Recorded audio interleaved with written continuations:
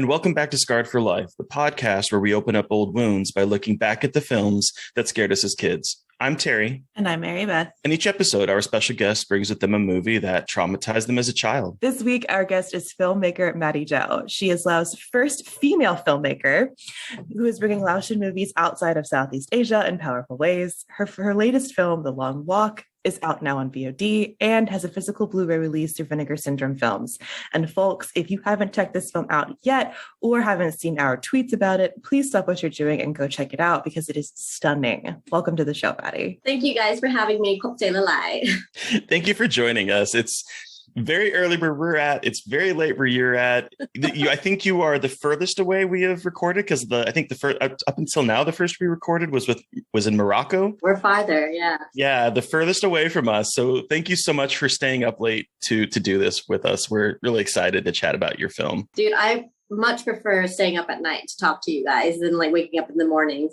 I always tell people morning is only for productions and planes. Otherwise, like if you don't have a bagel or a cup of coffee for me, just like no. Well, I'm already on my second cup of coffee because I'm not a morning person either, but we are here and we're excited. Okay, the first thing we like to do is we like to take it back to the very beginning. How did you get introduced to horror? Oh man, I was not a filmophiliac, you know, those movie buffs. Cinephile. Wow. Okay. I mean, yeah, I was not a cinephile to begin with. And, you know, I watched a lot of popcorn films. I grew up on the same American Disney stuff that everybody else had. Like, oh, you know, I remember watching Aladdin in the cinema. I remember watching Little Mermaid in the cinema. And I also come from a family of immigrants. I was the first one born in the US. So yay, I like chain migrated my whole family as an anchor baby. And, oh, horrible, right? And my father just loved movies, He was an actual film buff in Laos. So he remembers being a little boy, and it's actually kind of funny. We're going to get into a lot of my family history because of this film that we chose.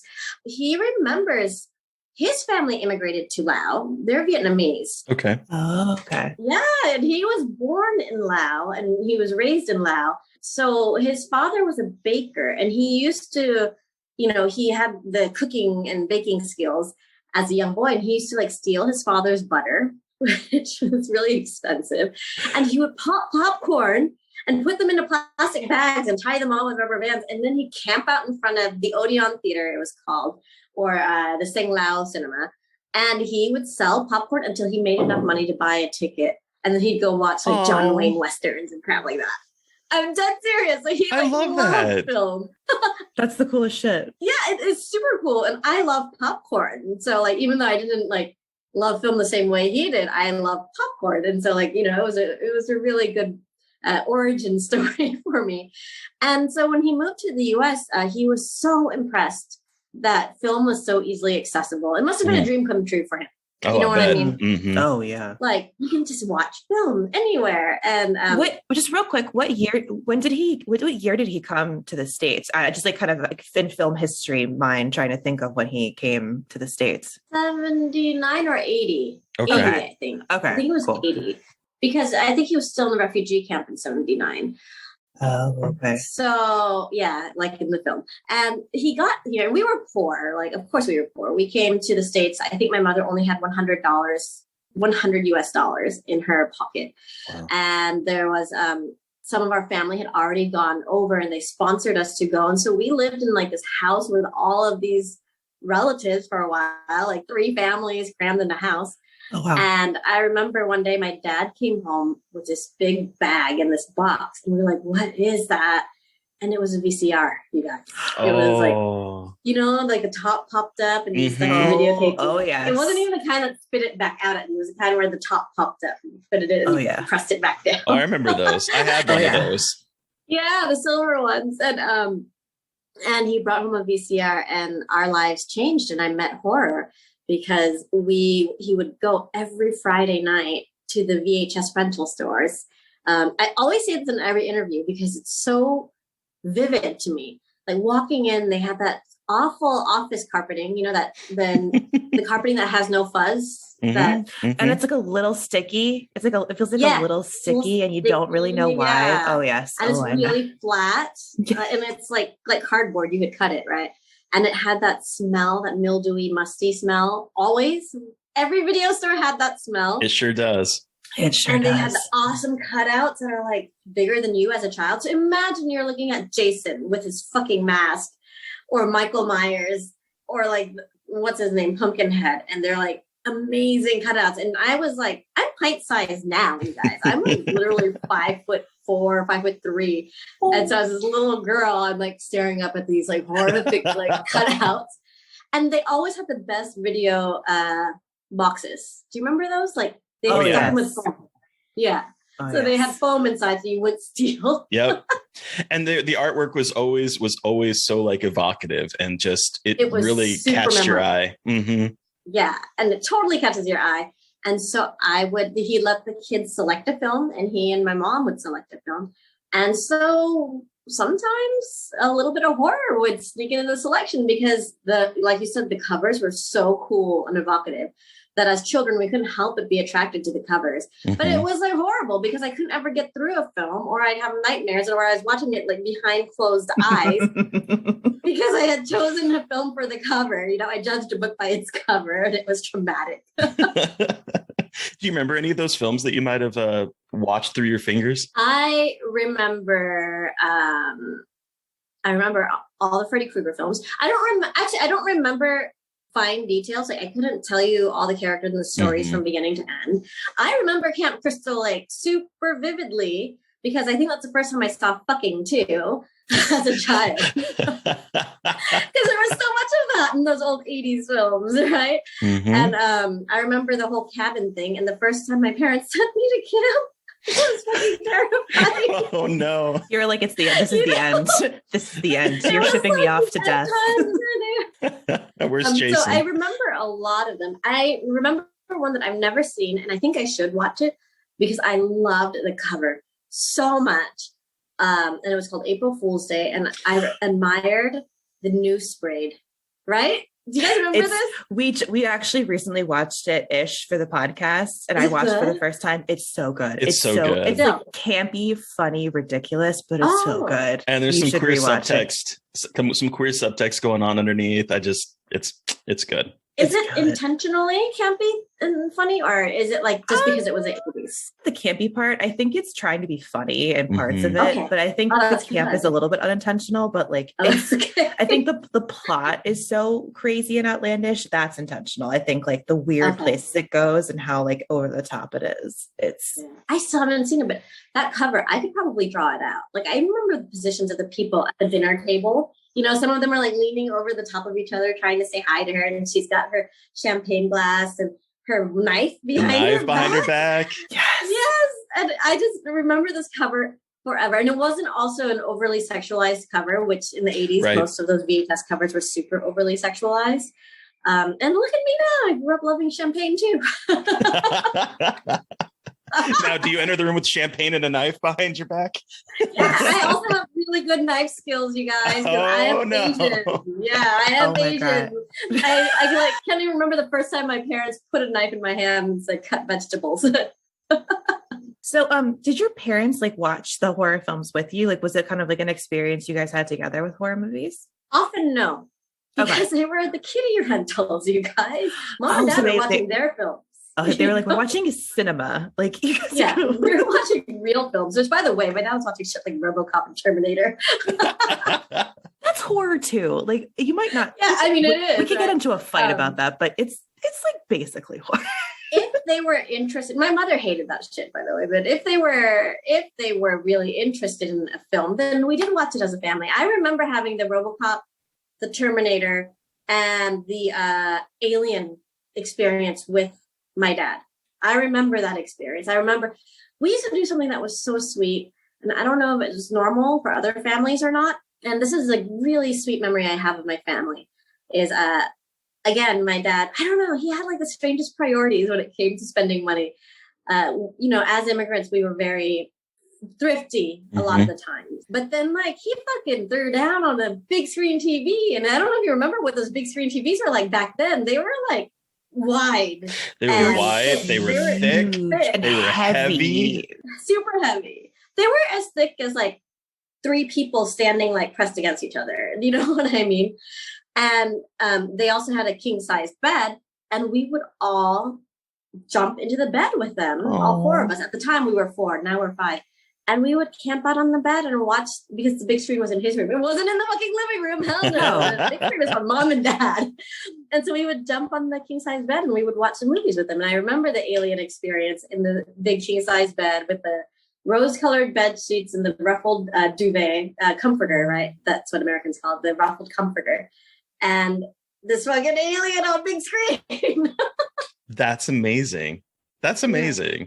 That is such a sweet story. That sounds like the best way. Like we would sit on the couch and watch like together as a family, but I like the idea of like the bed, like you all are cuddled together. Really sweet. And then we all had like our own blankets and stuff. Like the kids, I had my own blanket, and then like mom and dad were like against a headboard and against all their pillows, watching the bed. We were like at the feet, you know. Oh my God. So I have to ask, because Alien was a formative movie for myself. Did it scare you? It scared the fuck out of me. It scared me so bad, and it influenced me so much. I didn't say anything about Alien, and because many people had already picked Alien, Aliens, and subsequent Aliens, right? And my friend Alexander did an amazing documentary about the screenwriter of Alien. God, I can't remember what it was called. You guys will have to like find it and announce it in the podcast. Alexander Philippe. It influenced me in a way that I didn't even realize. And if you've seen my second film, Dearest Sister, there is a scene where the blind girl is looking for her phone, but she's blind and she has to feel for it, but she's entrapped by her cousin, who has gone nuts, like trying to control her, basically, kind of like Misery style, right? And there's a scene where she creeps up and she can just feel like the warmth and the breath of the cousin, and she can tell that she's sleeping, but she can't see, and she's blindfolded, and she creeps in like, and her nose like almost touches her cousin's nose as she's like pulling the phone away from under her pillow, trying not to wake up her cousin who has entrapped her. And then the mother ghost visits the blind girl on the terrace, and the mother ghost's face comes in like with this heavy breath and just breathing on her, and her face is bleeding and like scraped off. Wow. And she's like eye to eye with her daughter on the first ghost visitation, the motherly ghost visitation. And a film critic mentioned, wow, it had such alien feels to it in these scenes. And I was just like, it did. Like, that's how much it subconsciously influenced me, and I didn't even realize it. I haven't seen it since I was a child, you guys. I love hearing those stories. I feel like I hear those stories like more than I ever thought, about people being like, oh, this movie influenced me, but I didn't even know until someone else pointed it out. Like, I love that horror movies can really get into our heads so much that they become like a part of our creative process and our thought process without even like realizing it. I just think that's so fucking cool that you're like, oh fuck, yeah, of course that's Alien. Like, it's like, it's just so cool. I love that. Yeah. Also, was the documentary Memory, The Origins of Alien? Yes, that's it. Yep. That's okay. it. That's what I thought. Yeah, I wanted to actually see that one. It started doing festival things, and I always missed it, but it's on my list to watch. I was like, that sounds so familiar. I know that I've heard of this before. Yes. Okay. Yeah. Cool. So like, Alien has influenced many people, and like I said, even my friend Alexander Philippe made this like incredible documentary, Memory, The Origin of Alien, because he was so influenced and, impressed probably at a young age as well. I think he's the same age as I am, by Alien. And I think that that's one of those things, like we all grew up with, like your podcast is called Scarred for Life. We all grew up with these scars from these films that stayed with us into adulthood. And it's even funnier when, as adults, some of us become filmmakers. Yeah. So the scars have become useful. So that actually like transitions to our next question about like now. So like, what draws you to horror now as an adult and as a filmmaker? Honestly, for myself, of course, there was the love of horror, right? As you guys can tell that I adore horror films. I adore genre films. And it's not just film. It's everybody loves to be a little bit scared and thrilled. It's like the campfire stories, you guys, like the ghost stories by the fireplace, or just even the girls like mysterious chatter, like, oh my God, the other day I was home alone and you're like, what?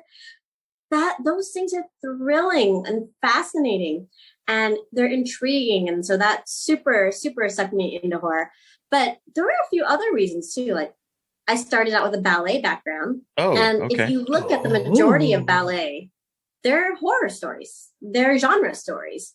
Swan Lake is a reverse werewolf. The full moon comes out and she turns into a swan or turns into a human. Yes, when the full moon comes out, Odette turns into a human. How did I ever think about it like a werewolf movie? Well, now I like it even more that you Darren put it in those Aronofsky terms. said that once, and I was just like, I was in some kind of classroom with him, and he said that, and I was just like, it's true, it's a reverse werewolf story. Giselle is a ghost film or a zombie film, however you'd like to categorize it. Le Corsaire is an action film. There's fucking pirates, there's pirates and a kidnapping. There's just La Fille du Pharaon, which in English is the Pharaoh's daughter. That ballet is a fucking time travel film with mummies. There are literally mummies in this ballet. That's amazing. So it's, I think horror has always been something that I've loved. And even when I wasn't in the career of film, it's kind of followed me. But most of all, when I became a filmmaker, one of the things that my husband and I sat down and talked about is how associative horror is. And I don't just mean that everyone knows how to be scared. That's an answer that I give everyone all the time. Mm-hmm. A love story in America does not ring true to a love story in India or in Asia. And if you guys saw a comedy in Asia, you wouldn't laugh. Like, you'd just be like, what? You wouldn't get it. But a horror movie, it doesn't matter where it comes from. Everybody gets it. But the audience of horror is fucking amazing. They will watch a horror movie no matter what culture, what country, or what language it's from or in. It's nuts. They're experimental. They're more experimental than those artsy-fartsy motherfuckers. You think that they know the most obscure ding, ding, ding. And surreal artsy film, right? Ding, ding, ding. They're so much more open and accepting. They'll watch a fucking film from sub-Saharan Africa and get it and make an effort to understand the traditions and the cultures. It's watch amazing. Something that's made for $1,000 and be like, this is the best thing I've ever seen. I feel like horror fans will always, sometimes not, but are very good at finding the good in these movies from every kind of background, place, cult. There's always at least one person championing it. I think that there's more often than not, they are. More often than not. Yeah. Of course, you're always going to get the douche nozzle that's like, oh, this is no horror. I have to read. Yeah, I have to read. That is what language are they speaking? English from Ireland, asshole.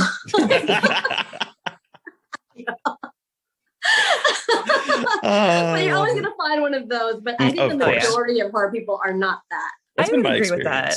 I think a lot of horror fans are so eager to watch anything scary and cool. They're like, I don't give a shit if it's in another language. If you're going to scare the shit out of me or give me a story I've never seen before, then we will do anything.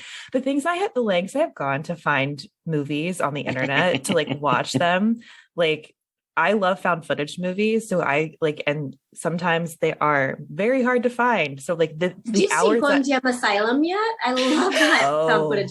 That movie is great. Bonjam Asylum is so great. It's so good. That movie is incredible. It is I have good. Evangelized that movie all across Twitter when I found it. Terry, Terry actually was the one who introduced me to it. I wasn't sure if you guys knew about it in the West because it came out in cinemas here. You know what I mean? Because of course, Asia thing. I would have loved to have seen that in the cinema. I just saw it on my TV really at home. Scary in cinema. I can imagine. It's terrifying. The close up when she with her eyes and she makes that really horrifying sound. The hands behind her face is what always gets me. Oh, the hands just coming up behind.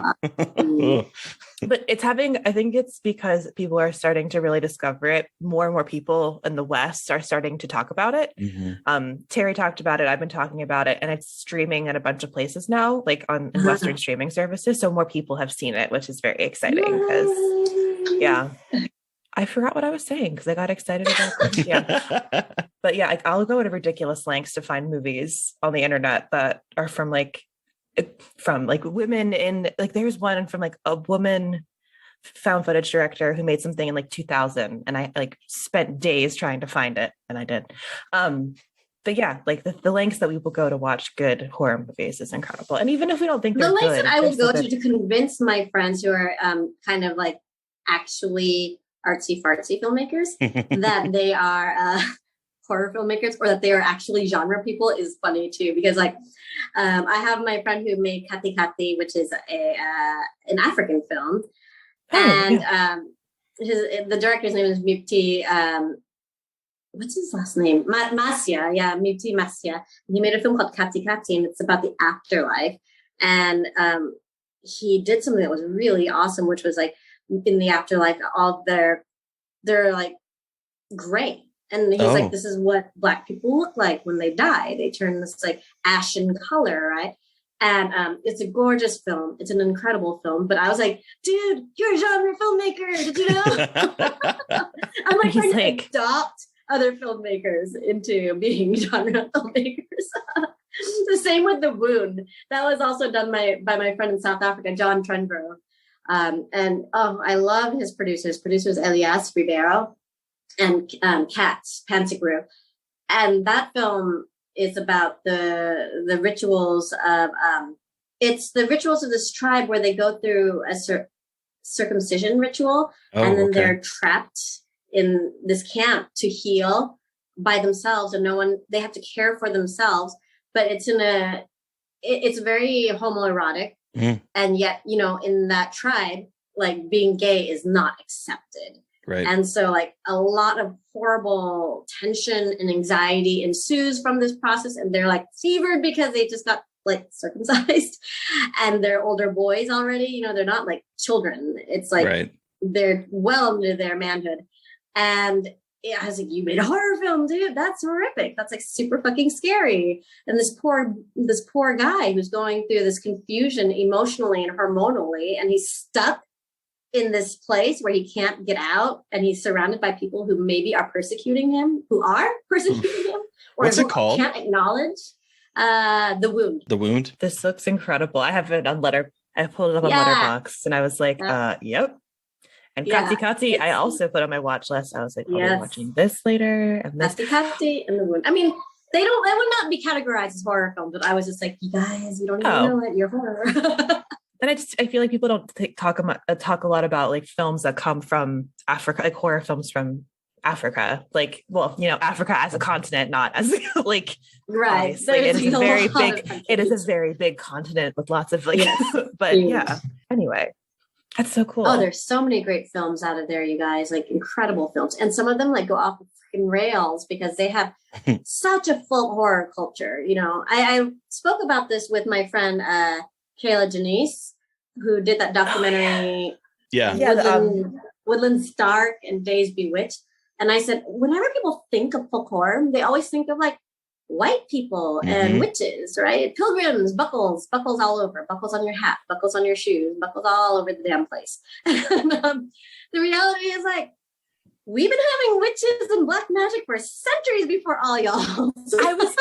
This is so funny. I was just talking about this with Terry because we're watching a bunch of folk horror movies for like our mini episodes. And I was like, Asian folk horror is my favorite because it's not like, it's very different than like versus, cause I feel like in like Western folk horror, it's very much like against Catholicism and stuff, but like in Asian, yes, it's a very Christian slant. Yeah, but like Asian, which I know is a very big word, but like Asian folk horror is so different and so creepy and cool because there's so much more like centuries of background, like of context. Like I don't know. You have to watch Belief, the Possession of Janet Moses. That's a indigenous horror from New Zealand, and that's real. That's a documentary. What? And that's like. Yes, that's a documentary and it's fucking crazy. And that is also, that's where I learned that a lot of indigenous people in New Zealand have a similar belief to us in Asia, which is like crazy, right? How small is the world? Where we believe in spirits that can dwell in the land or in nature, like in a tree or a rock. And that happens when the kids steal some kind of statue as a prank. But then it's like a really old statue and then shit starts happening. And Janet Moses gets like possessed, basically. And so they believe like, oh shit, it's because they disturbed this. Maybe it was a sacred thing, right? And they disturbed it. So maybe it's angry and spirit. We call it in my language, Jiao Ti or Jiao Tan.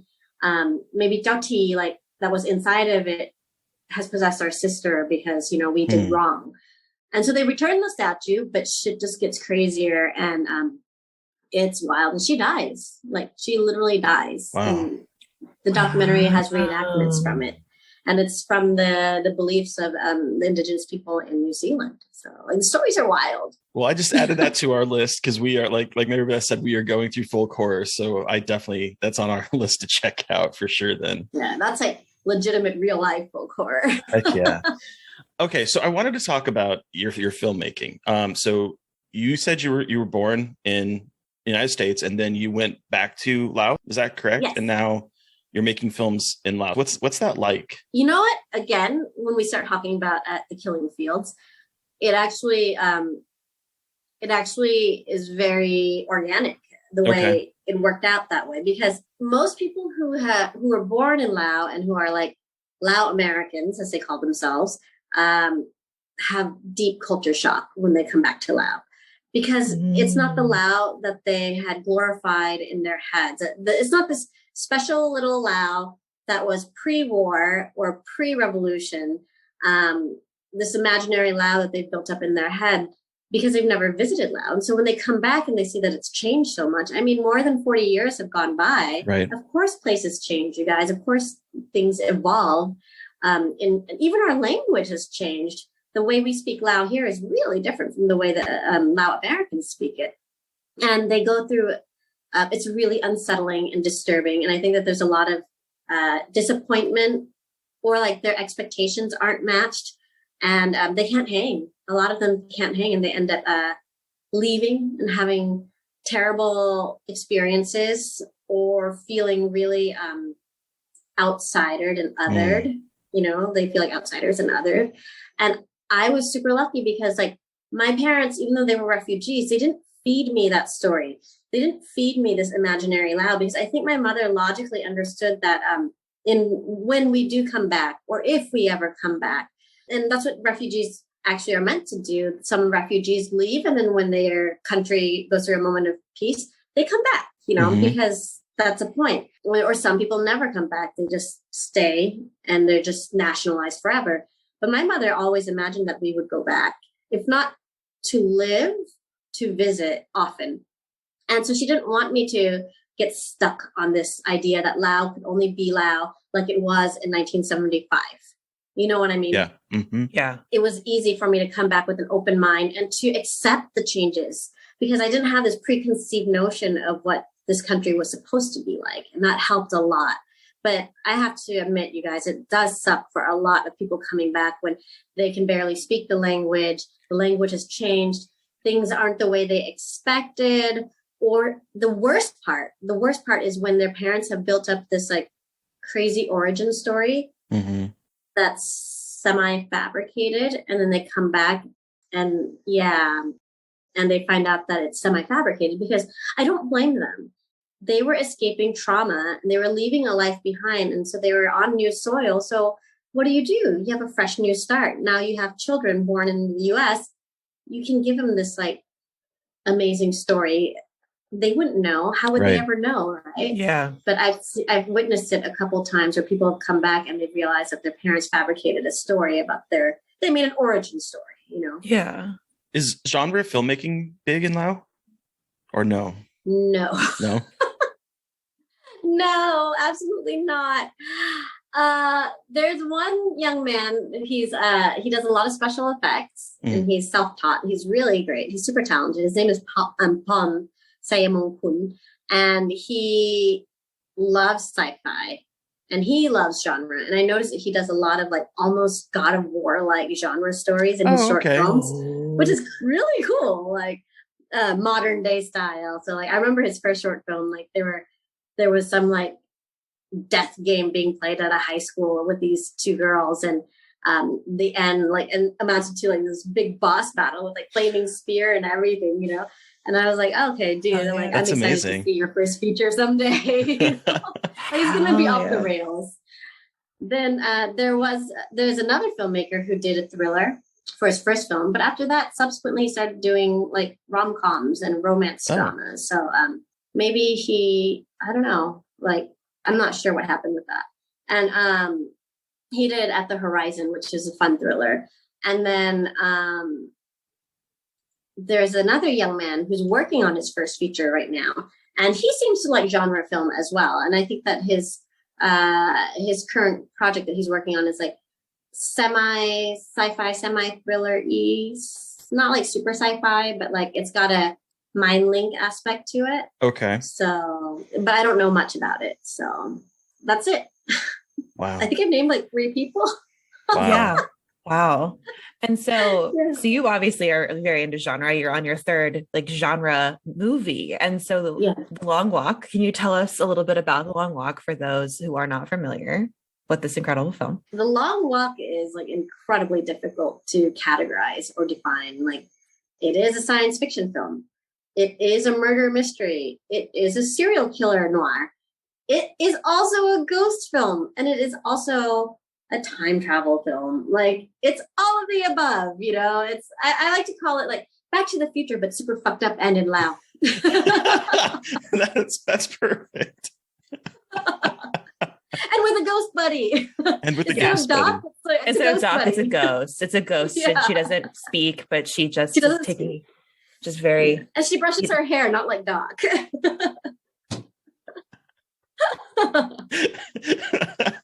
Wow. I love that. Right? I'm just like, yeah, this is all working in my head.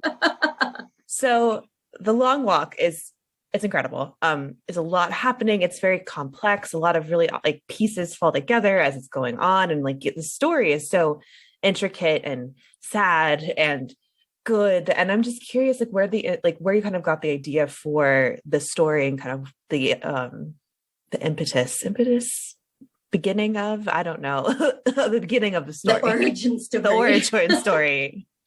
And I've told it so many times that it is an origin story now, but thankfully it's not fabricated because there are a lot of people out there who remember when I first started pitching The Long Walk. It was hard to sell initially, you guys, because like I said, it's a really difficult film to encapsulate. Mm-hmm. And you're right, Mary Beth, there's a lot that happens in the film, and it's really hard to even like try to tell the story of the film. Even in like a few minutes, you're like, oh, and then this happened. Oh, wait, and then, but it's also like this commentary on neo-imperialism and colonialism. And it's also like, you know, like, and then it's also a statement on oppression of, you know, males oppressing women and blah. You have all kinds of crazy shit happening in this film. And so the origin actually was 2 main things. And the first one was silly, actually. It was kind of dumb. I started learning a lot more about films. I started becoming more of an exposed cinephile because I started going to film festivals since I had become a filmmaker. And I was seeing all kinds of stuff, a lot of things that I loved.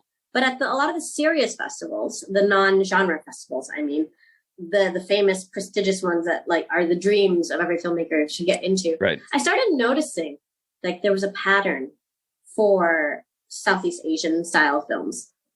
And not even just Southeast Asian, like developing country films. You know, there's like sometimes even for Asian film. Let's just go monolith and big and wide, like Africa, right? Like, let's just talk about the continent. The idea was that we were these mystical, Zen, supernatural creatures that like we could just enter the room and have this presence. And you knew we were a sage and you knew we were wise. We don't have to say anything. In fact, all we could do was sit together in a very poor situation, like under a palm tree. And in the ugliest wide fucking shot ever. But, you know, like seriously, the ugliest wide shot. We could sit without moving, staring at a palm frond, waving in the wind. You know, but it's a really ugly shot because someone probably filmed it with their iPhone. And it's not very well color corrected.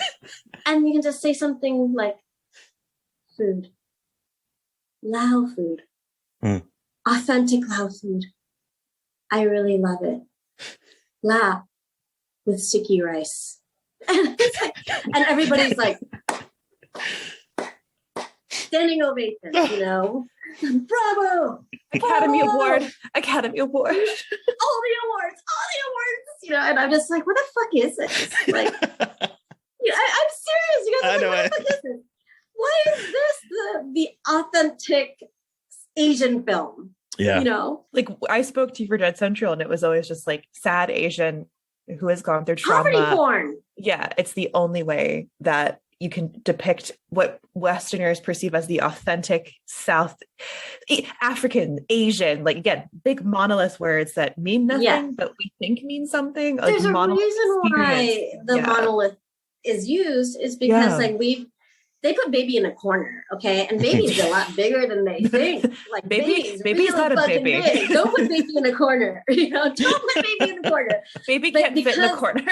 Yeah, baby don't fit in the corner. Like baby has a higher population than all of North America combined. Different cultures and people and socioeconomic classes, like different stories. And sometimes I wonder, like, because that's what's successful, poverty porn, like, I started to think, like, are we making these films because we think that that's what will work? You know, like maybe my fellow filmmakers want to make some other fucked up films and they choose to make these like weird, like, nothing really happens. People sit still and frozen and just stare at wind for half an hour and like a windmill rolls for a while, you know, or you have like a shot of an escalator for 10 fucking minutes doing nothing. Maybe this is what works. And so that's what they're all trying to do. And I went, that's not very fair, you know? But the worst was when some white person, a European, came up to me and asked me why I didn't make a more authentic film after they saw Dearest Sister. I was like, excuse me? Bitch, please. Like, what? Come again? Like, I wanted to, I was so shocked I didn't know how to react. I just said, what? How? And she's like, you know, it's kind of vulgar that you would tell this story with all these like rich people driving like Lexuses and having like champagne in an Italian restaurant and like stuff like that and living in such a fine house. I'm like, you don't think we have fine houses in Laos? Like, in Laos, everyone lives in a dirt floor place and has no electricity, and they're not allowed. Straw hut. Straw hut. Yeah. No one's allowed to have money. Electricity that you're seeing on my face. This is like the power of a billion fucking candles, and that's why I'm a fanboy. Because it's really hot. And then I'm going to accidentally burn my house down for this podcast because you require me to have so many fucking candles for this, you know. But like literally, this person said that, and wow, I was a bit offended. Not a bit, a bit. I was going to say a bit. I would have been like, I'm going to burn the house down. I'm going to burn this building. I'm going to grab my 500 candles and burn your house down because that's ridiculous. Hang on, the wax is dripping on me. One second. In a minute, I'm going to get you, like with my birthday candle. I did not just insinuate like immolation of a human being. I'm so sorry. Yeah. But so I was just like, have you been to my country? Do you speak my language? Like, what the fuck do you know about my culture and my language and my people? Yeah. You know what I mean? And it was so offensive. And then I might have gotten really wasted and called my husband and said, we gotta make fucking authentic poverty porn, Chris. Like, fuck them. Fuck them. We have to make their stupid fucking poverty porn, but we're going to do it in our terms. There's going to be a serial killer. There's going to be like a ghost, and it's going to be in rural Laos in a hut on a dirt road. And, you know, my poor husband, he's always stuck at home with the dog. So I'm like traveling all over the fucking world with my films, right? And he's like probably like with his beer taking notes like, serial killer film in poverty porn, dirt road. Check. Wow. Check. Got it. Okay, see you when you come home, darling. And look what you have now. Yeah, and then look at us now, The Long Walk. Like, it is a hilarious satire of poverty porn, actually. I love a spite-fueled origin story for a movie. Yeah. It's rage and spite fueled. I came down on this like with brimstone and fire. And actually, I kind of thought that it was going to ruin all chances I had at festivals. I did. I really did. I was like, oh shit, nobody's going to select me because anybody can see that I'm like, you know, kind of backhanding the stereotype of what a Asian art film should be, you know, an Asian art house film. And also or the ones who don't get it might think that it was too inauthentic. You know what I mean? Because like my characters weren't ruminating enough because too much happens in the film. Like, I mean, you guys have seen those films, right? They're hard to get through. Oh. And and I was really surprised to see the attention that it received. But then, you know, I did a bad thing in generalizing the art world too, because of course they're at that level because they've also seen many films. So there were plenty of like closet genre fans in the art house world that literally were like, we love genre film. And what you did by like molding art house and genre together is exactly what we would love to see again. We love this. There should be more of this. There's a lot of it and it needs to be discovered. And even a lot of them would come up to me and say like, we want to promote this more. We want to push it more, but we're worried about our audiences who have an expectation.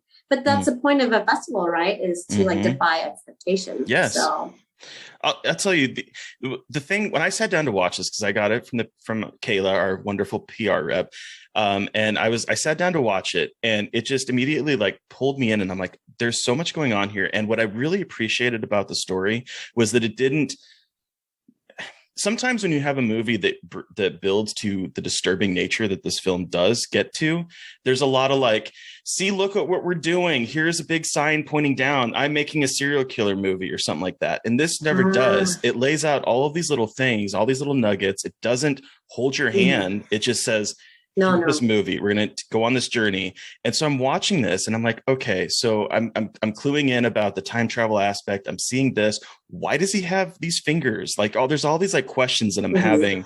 And then as it starts to build and build and build, it just lays in these things. Yeah, but it doesn't do it in a big, like, you think like in like Hollywood, particularly like a revelation that would happen in this film would be like this big, there'd be like this loud music. It'd be like pointing to it. It'd be like all the stuff. And I'm like, no, this is much more of a quiet film, but it builds to such a disturbing core that by the end of it, I was like genuinely distraught, disturbed, sad. And I was thinking about it. I watched it for the first time 2 weeks ago and I have not stopped thinking about it since then. And I just love the way the story is constructed. I want people to continue to think about it.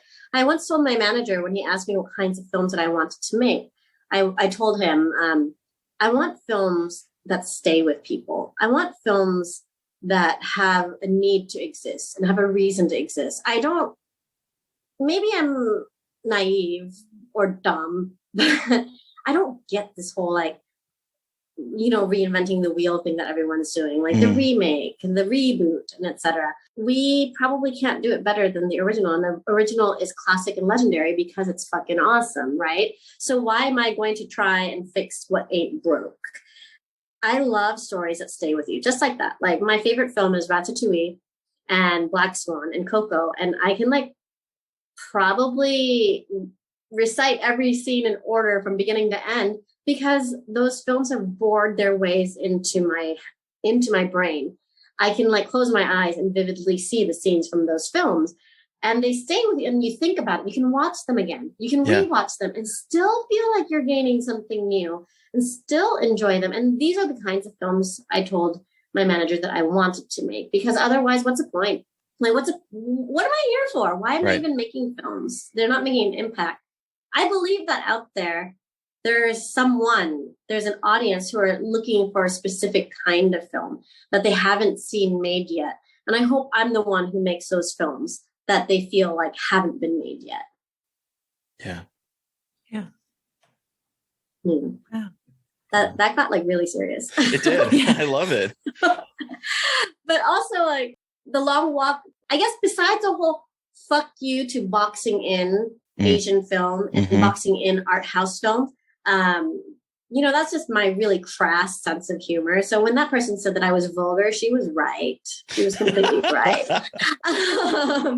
But also when we were writing the film, we lost our dog Mingo, he was the most beautiful and best boy in the world, you guys. And he was a dog that I didn't expect to get. I got him later in life. He was, I think, around 8 years old when we adopted him from my brother and his wife, because he needed to be rehomed. Their big bloodhounds were not treating him well. And he was this weird fucking dog, like weird looking. He looked like a swan. Like, I'm not even joking, guys. He was a whippet. Is he the whippet? Like, yes, he's the whippet. So they look like these medium-sized greyhounds. Oh my God. And he had like this beak nose and this long neck, and he was like super elegant and delicate. And I was like, what the heck is this? This isn't a dog. You know? And somehow that dog, like a film, became my most trusted companion. I have so many vivid memories of this dog, and this dog was everywhere with me. It taught ballet classes with me. It waited in the offices when I was taking ballet classes, and he was on set. He was a set dog. He was on set during Chanthaly. Well, he was an actor in Chanthaly, and he was on Dearest Sister. Then he passed away while we wrote the script, and like, again, talking about loss and regret. The loss was so painful of losing Mango. Like, both my husband and I were just so shaken. Yeah. But you know, when you have this best friend, you just don't know how to react to it. When you have to euthanize a dog. He was 17 years old, and you have to euthanize him. They can't really. They can't tell you, like, if it's time to go or not. And like, I have a lot of guilt about whether we should have done it earlier, or, you know, I don't know if he was in pain or not.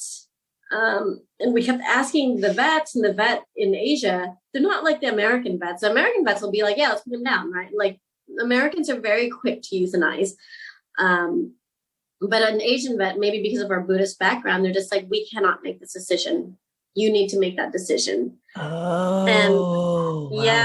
a hard decision so too. all we would do was ask them, like, how is he doing? And they're like, his heart's still strong.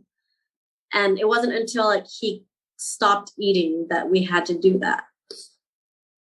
And it really bled into the film, you know, and that's where the factor of euthanization came in.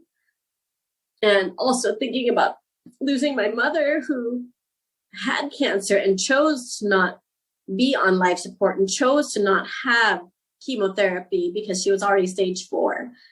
And so she couldn't understand why we would prolong such a painful existence for her. And she said, because she was very much in, you know, her mental capacity was strong all the way to her dying day. And she said, I don't want you to prolong my suffering. What's the point of chemotherapy that the doctor recommends? Because the doctor also said that I'm in stage 4 and that the cancer has spread through my entire body. So like, why are we going to just make me feel sick and make me feel pain? Just let me go home and let me pass. And I think you see a lot of these elements in The Long Walk. Yeah, that really brings it together. I just want to say that, well, first of all, I want to give you if I could give you a big hug through the screen, I would right now. I know that feeling of having to make that decision about euthanizing a pet. Cause like I had a cat that was like my best friend, got me through like hard shit, and then passed away. And it's so hard. I know how hard it is. So I'm giving you a hug. Virtually. I would grab my cats now and hug them for you, but they're kind of feral and I might lose an eye. Please don't lose an eye. Like, I literally have holes in my shoulders and chest because like I try to shoulder sit them sometimes. Yep. And it doesn't work. Oh man. See, my cat, that's where she wanted to sit on my right shoulder, and she just wanted to perch right there all the time, no matter what I was doing. She was a shoulder cat. Mm-hmm. Yeah, that's so adorable. Oh, man. Yeah, my little feral cat loves to shoulder sit my husband only, but she won't shoulder sit me. Rude. Yeah, honestly. So rude. Oh my gosh. Okay. You guys, this is like, and you know, that crashing sound that you just heard was definitely one of those two cats going fucking nuts. If I was at my house, that would be happening in the background. My cats are not feral, but they act feral sometimes. So I mean, Mary, it's not a podcast episode without some cat doing something, because Mary Beth's Siamese cat likes to play with those door stoppers that go. She likes to play with those. Oh, that's amazing. Yeah, she's dumbass. I love her, but she's not here in this creepy cabin. But if there's a sound of a cat here, I have to go because I'm haunted. Because then it's become the other genre of film that I really love and have just started to discover. It's become the genre of cat horror. My husband's been introducing me to cat horror because he knows I like animals. And usually, like, they don't kill the cat in cat horror. It's usually the cat killing people, you know? So there are a lot of these old, like, 70s films, like Eye of the Cat or Uncanny Tales of the Cat or whatever. Have you seen The Uninvited? No. Oh, it's like a cat that has, like, a parasitic cat inside of it. And it's incredible. That's disgusting. It's a super cheesy like creature feature, but it's incredible. Something I have to write down now. Yeah. Okay, yeah. So like I have a whole like list of cat genre films that I've been watching.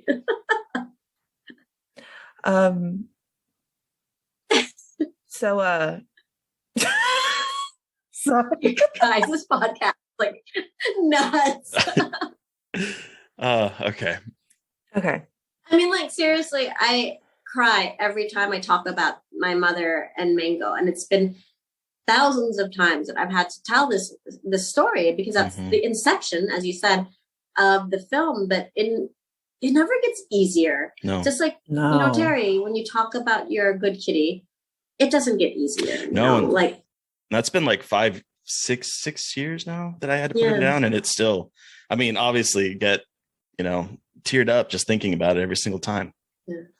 It's hard. I don't know why people always say that. They say like it gets easier with time, or or people move on, you'll move on, and it's like nobody fucking moves on. Like moving on is such a bullshit concept. Unless maybe I got concussed and had amnesia or something, then maybe I can move on. Like, yeah, and I feel like people just don't want to accept the fact that grief is like probably going to be a part of your life, but grief also has very different grief is so different for everybody and also evolves so much for everybody. Like it's not always being like stuck in sadness. I don't know. Like, right. I just feel like we're still weird. It can consume you. Yeah. Yes. And that's what this film was about. Yeah. I was going to say. And regret consumes the old man. Mm-hmm. Yeah. And like the selfishness of grief that can come with grief and like how. And then he ends up inflicting this cycle of pain, even on himself as a little boy, going back to the past and inflicting this cycle of pain, which has basically entrapped this girl as well. And she's like stuck in this unforgiving loop, this unforgiving vortex of loss and regret, and selfishness. Yeah. Yeah. And I was telling Terry, I was like, this is just like a portrayal of grief you never see, where like the negative side of grief. Like you're not going to like grief.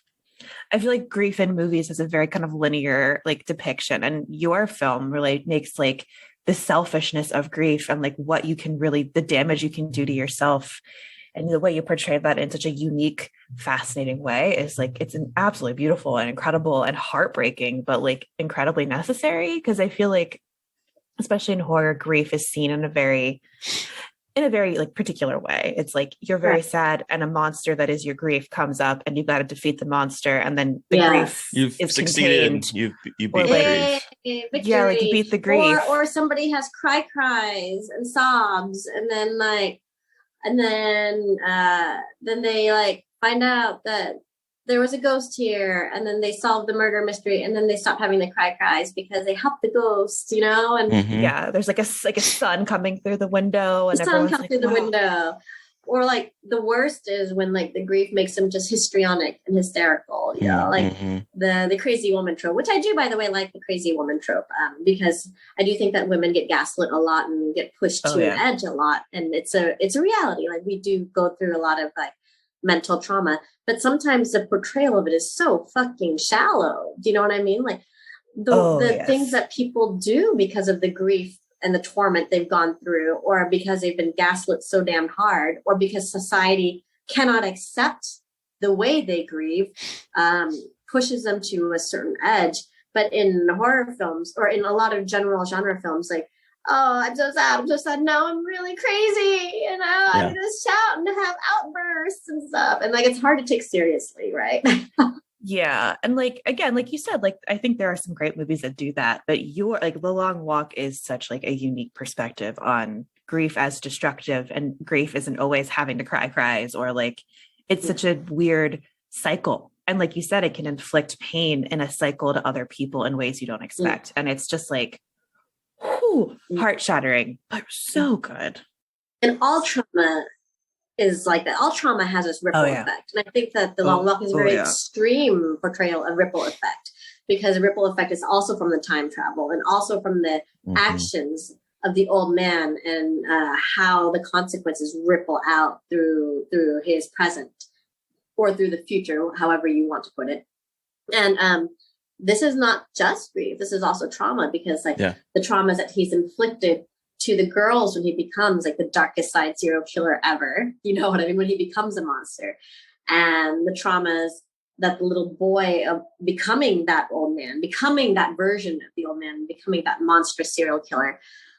This is something that I think, of course, The Long Walk really, really amped that ante up, but it's something that people don't always talk about. I think people want to bury shit like that under the rug. They want to be like, okay, like we talked about it and it's fine now, or it's embarrassing to bring up, or let's just disregard it. Let's just ignore it, you know? And you see that a lot. And it's not just death and loss that can cause that. Any kind of trauma can cause that. Abuse can cause that. Not acknowledging a person for who they really are can cause that, you know, like. Yeah. Well, maybe that's an interesting segue to the movie you brought with you today, Mattie. So what film are we talking about today that you brought? Actually, I think I mentioned it a couple times in this conversation.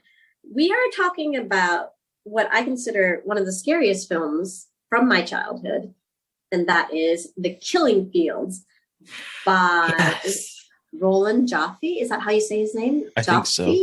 I believe so. Yeah, Roland. So in The Killing Fields is the real life story of a friendship between two journalists, an American and a Cambodian, during the bloody Khmer Rouge takeover of Cambodia in 1975, which led to the death of 2 to 3 million Cambodians during the next 4 years under Pol Pot's regime, until he was toppled by the intervening Vietnamese in 1979. Wow.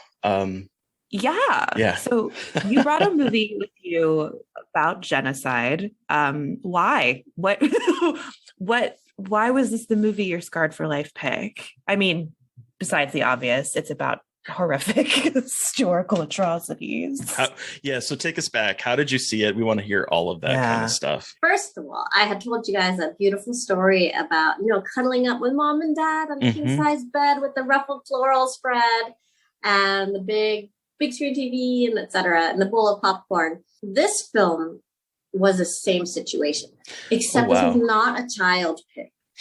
This was not a child pick. And this was before I think this was even before we started doing like, hey, you can pick a movie every week too. I was so young.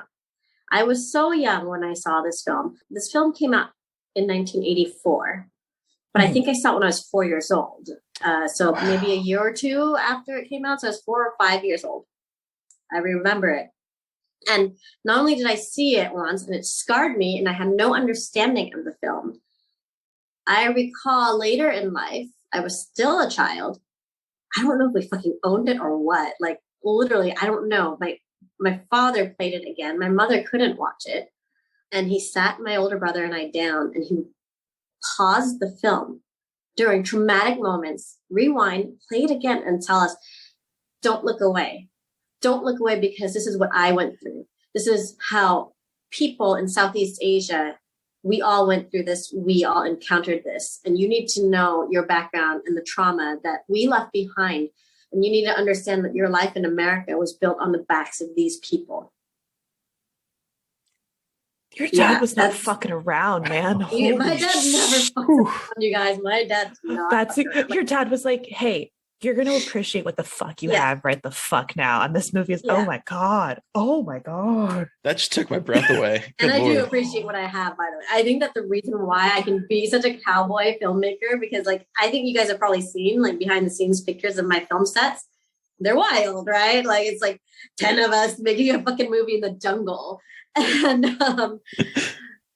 And I think the reason why I can go through so much crazy shit and why I'm super resilient is because I realized that like nothing I will go through in my lifetime, I hope, will ever even hold a candle to what, Dipran in Cambodia, what he went through, or what even my parents went through, which my parents didn't go through a massive genocide like that, because Laos didn't have a genocide as bad as that. We had a large brain drain. We had a large persecution era, which we'll talk about because it's part of the trauma of this film and my father reminding me. But imagine being a child under 10 years old, and there's a scene when they're still in the city, they're still in Phnom Penh, and all the journalists are being rounded up, and they see the Khmer Rouge starting to come into the city and being celebrated.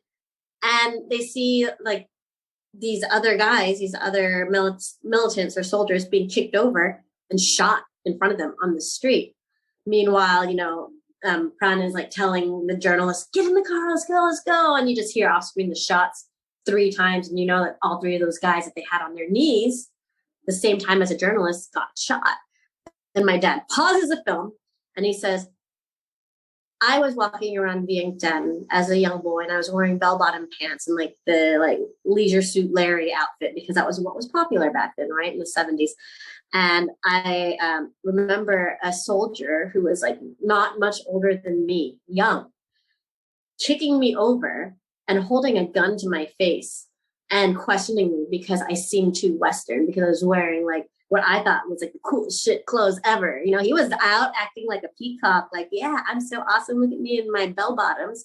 And then he got accosted and assaulted by this soldier and put in his place for being too Western.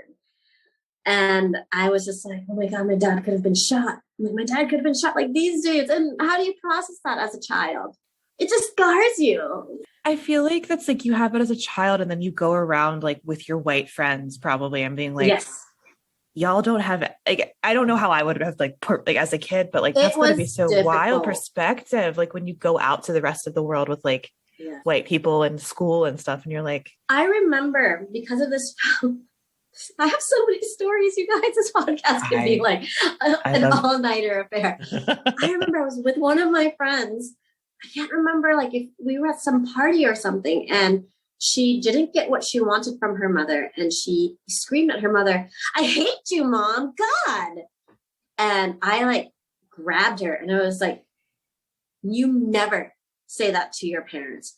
You never tell them they brought you into this world. They fucking keep you fed and watered, and you live a cushy ass life now because of your parents who could have been shot in the war. And she's like, what fucking war? Like, what fucking war are you talking about? Holy shit. But as a child, I didn't understand. I just thought all parents were refugees. All parents lived in refugee camps. All parents had guns held up to them.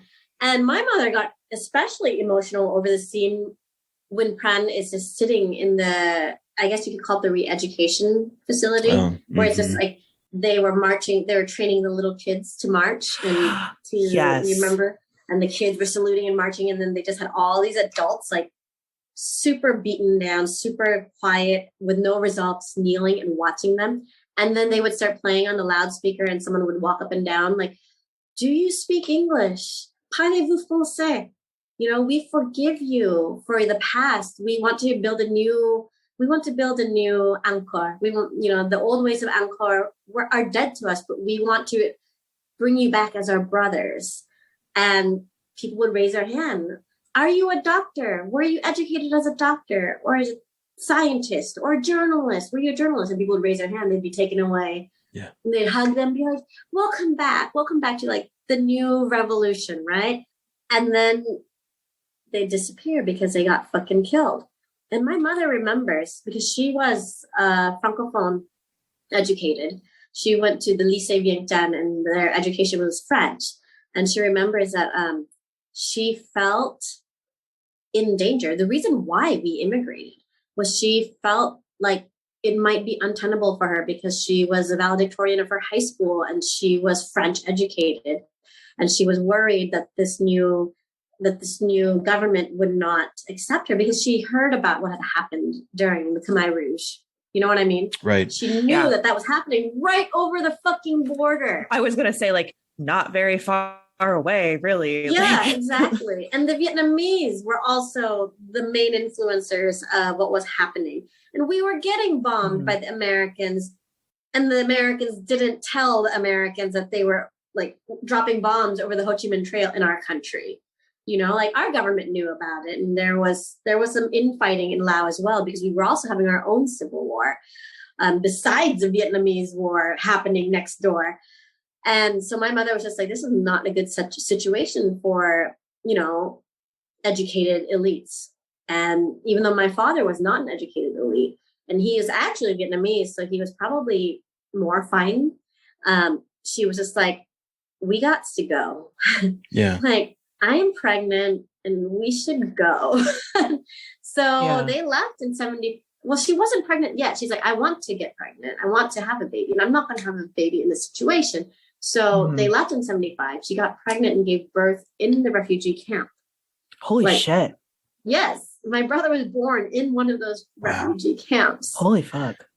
And then she remembers putting her family in like the, like whatever the fuck aircraft to get to leave the situation. She remembers that. And I watch a movie like The Killing Fields and it traumatizes me. And I had a hard time watching it as an adult, you guys, because it's every bit as traumatic as I remember it as a child, except at least I have context for it now, but in a way, the context doesn't make it better. No. So I wanted, before we move on, I wanted to focus because the scene in which Pran is being basically forced into silence was a very like hard-hitting moment for me, because he has like an interior monologue, because of course he can't talk about it and they need to convey what's happening. So he's saying, he's kind of imagining himself writing to Sydney, his fellow American. It also keeps him sane too. Yes, right? exactly. Yeah. It's actually a very smart way of doing it, because you can hear his thoughts. It gives us information that we don't have, gives us context, but it's also character driven. And he talks about how he's full of fear. He must have no past, because this is year zero and nothing has gone before. Here, only the silent survive. And so you had that, and it was such a powerful moment for me. And then I went and did some digging, and the actor that played him, and I don't want to butcher his name, Hang S. Ngor. Dr. Nga, right? I think his last name is Nga. Yeah. I'm not sure though. So he himself, the actor, was a native of Cambodia. Before the war, he was a physician and a medical officer in the Cambodian army. He became a captive of the Khmer Rouge and was imprisoned and tortured. And so in order to escape execution, he had to deny that he was a doctor. So I'm hearing all of this. I'm hearing what your mom was talking about. It's just ringing so true here.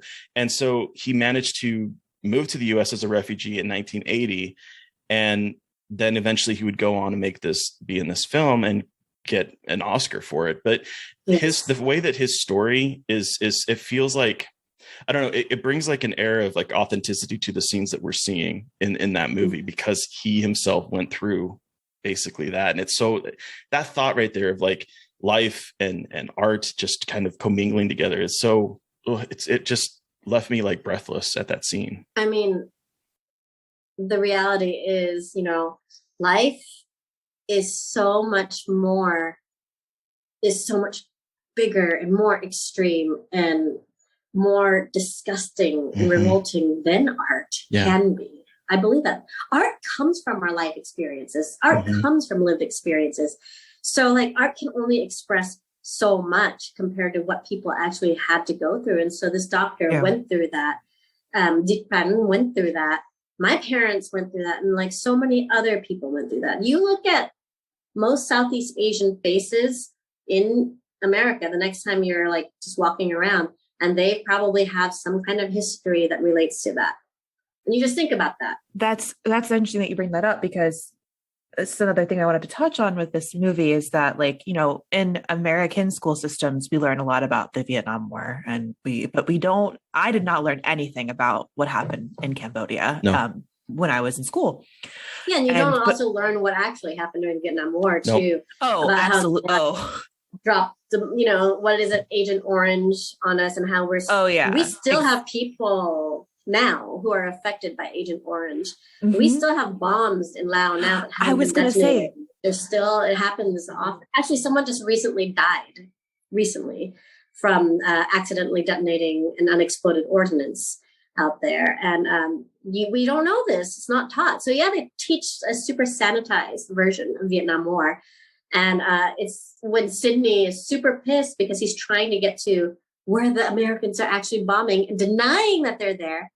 And he gets there and he realizes that the Americans have brought their own journalists and are giving them this guided tour of that area that they've shelled out so that they can feed a sanitized version of the story to the American press.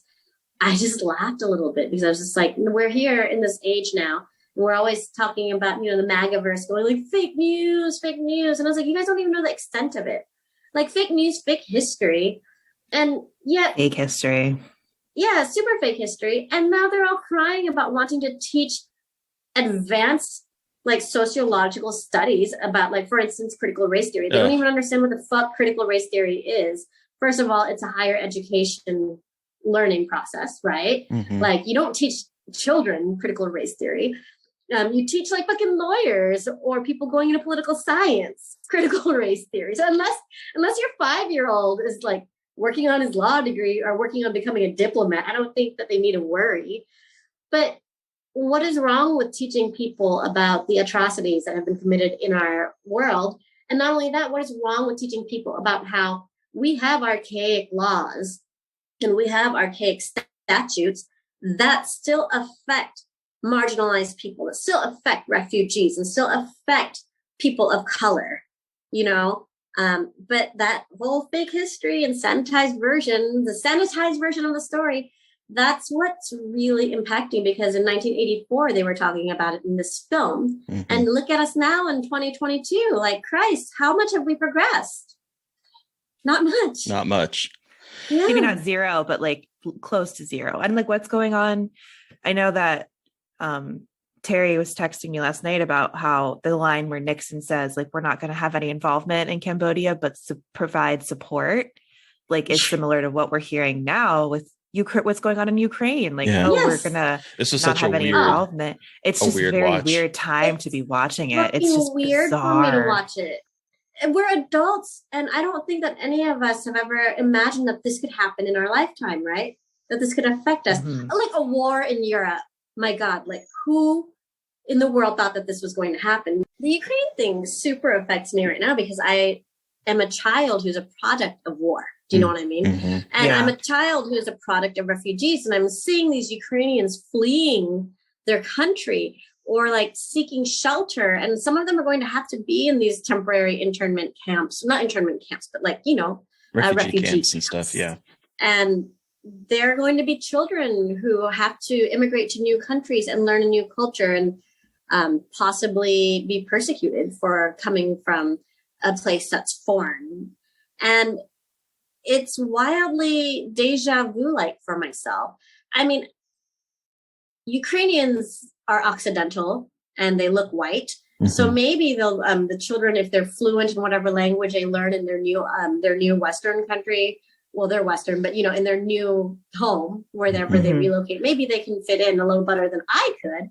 But I remember my brothers and I, mainly myself as a small girl, not being able to fit in initially and having a lot of judgments passed because I look like this, right.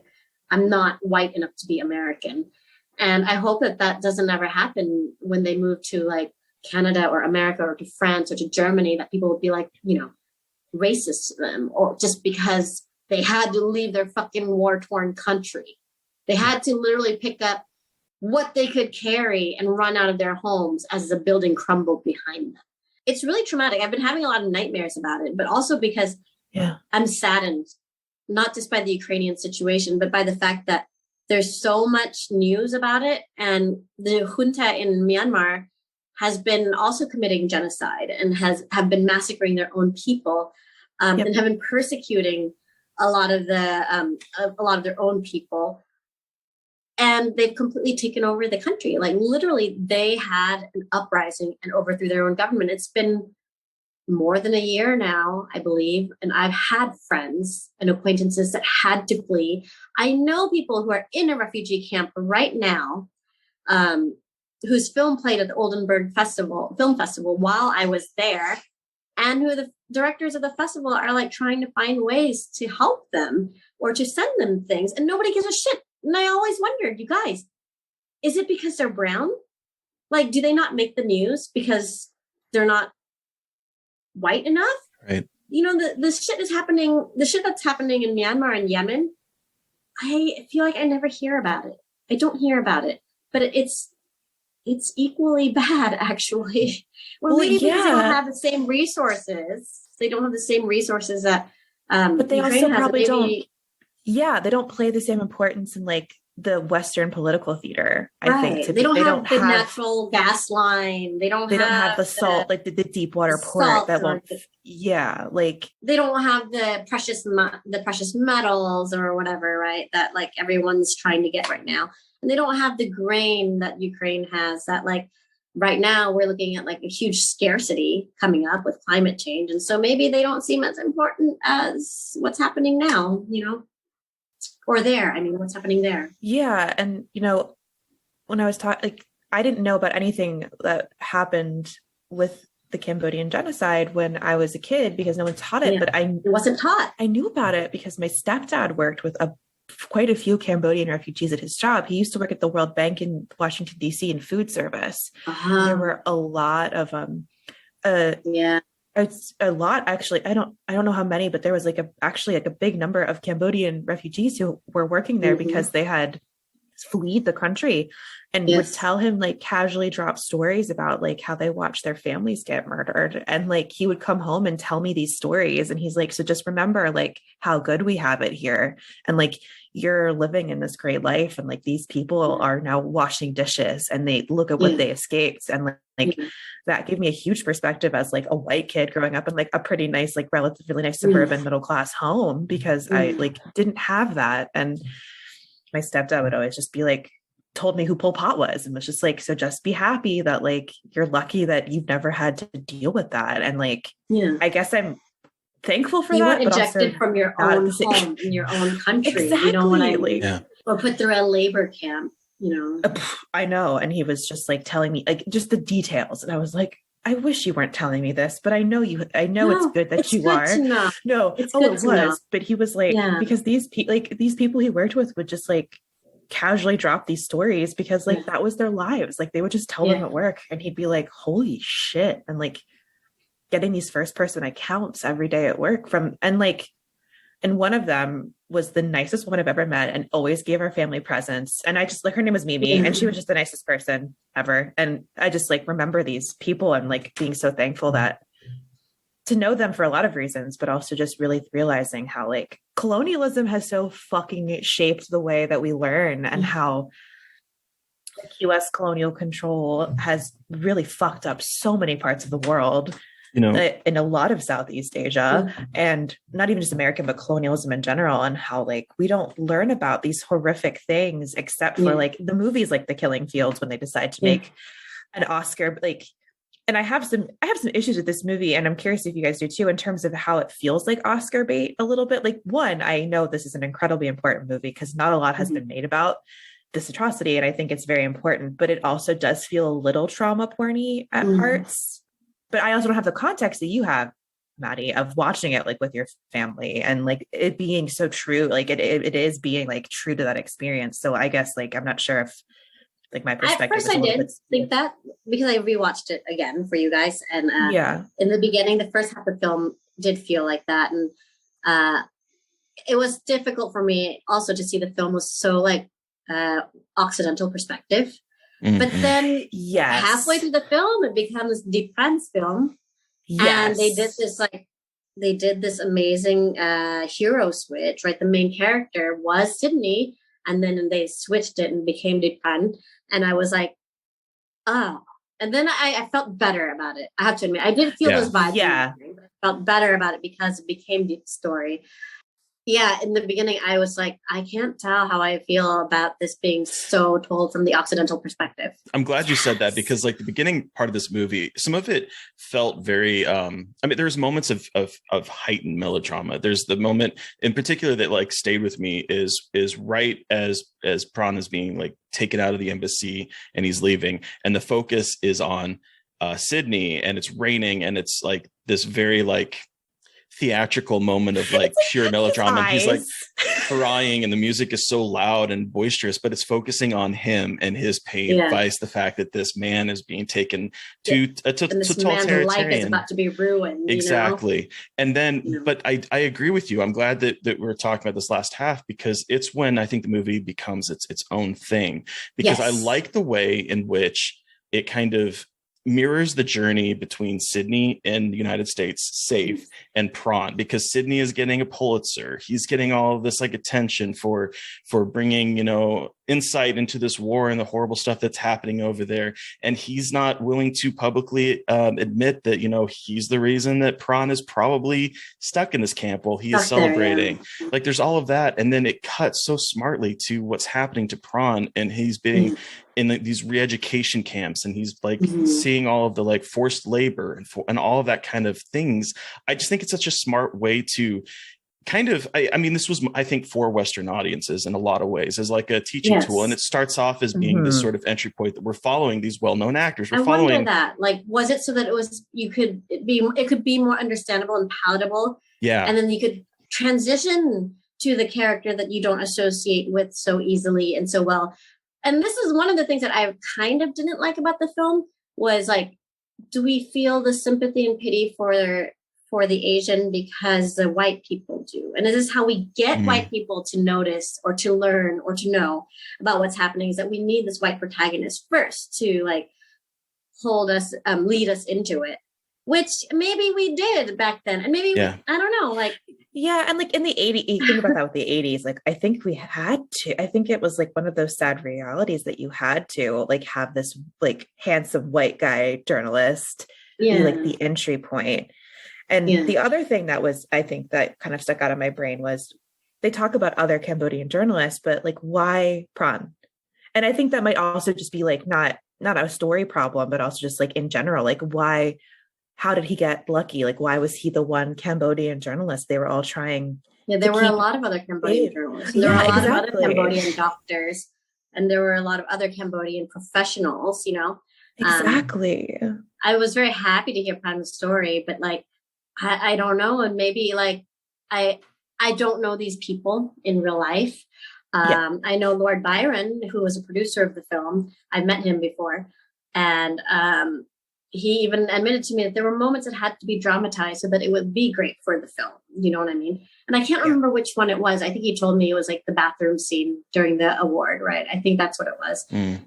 That was dramatized so that it could be like extra impacting, which is, I understand. It's, and I do admire that the film has a semi-documentary feel to it, but I just don't want to feel like it's white saviory, and sometimes it almost feels like it. Whereas Pan himself was like super strong and stalwart, and he was a survivor. He was a fucking survivor, and so were all these other people. And the character of the leader, whose son that he became a nanny for, right? He started to take care of the son.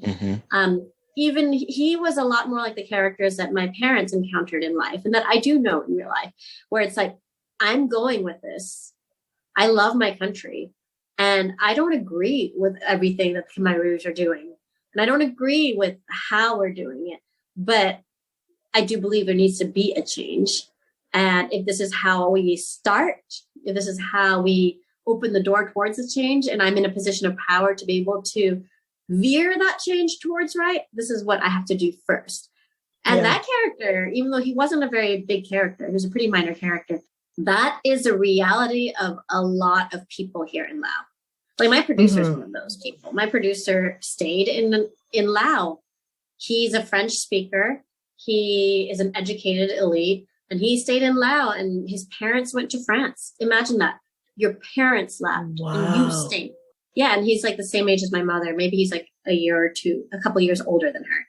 And he held down fort here when he was like supposed to be entering university. You know what I mean? He held down fort here, and it was like they wanted to put their eggs in multiple baskets, and we don't know how fucked up shit's going to get here. So some of us are going to have to separate from our families and loved ones. And if shit gets bad here, hopefully we can go meet you there. Or if shit gets good here, maybe you can come back, and yeah. Well, and like nobody should have to go through that separation.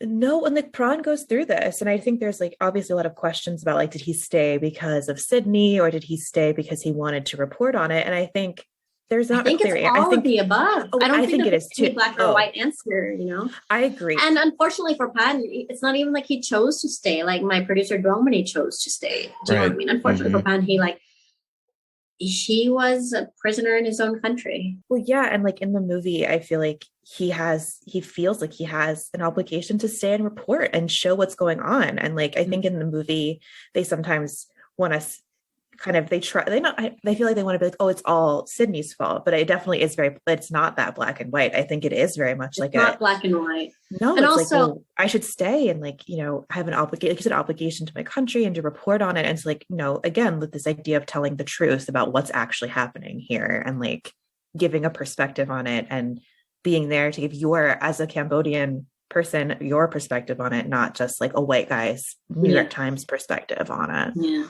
One of the things that I noticed in the film that I don't think it's brought up very often is just the amount of privilege that the white people have. I'm not saying that they didn't face down death. They were also like knocked down to the ground, had rifles in their face. They also didn't know when a building would explode or not. They were also huddling in the French embassy, wondering how they were going to get out and getting onto convoys to get out as well. But there was always this sense of entitlement and privilege where it's like, American, U.S. passport, let me through. Like, I'm like better.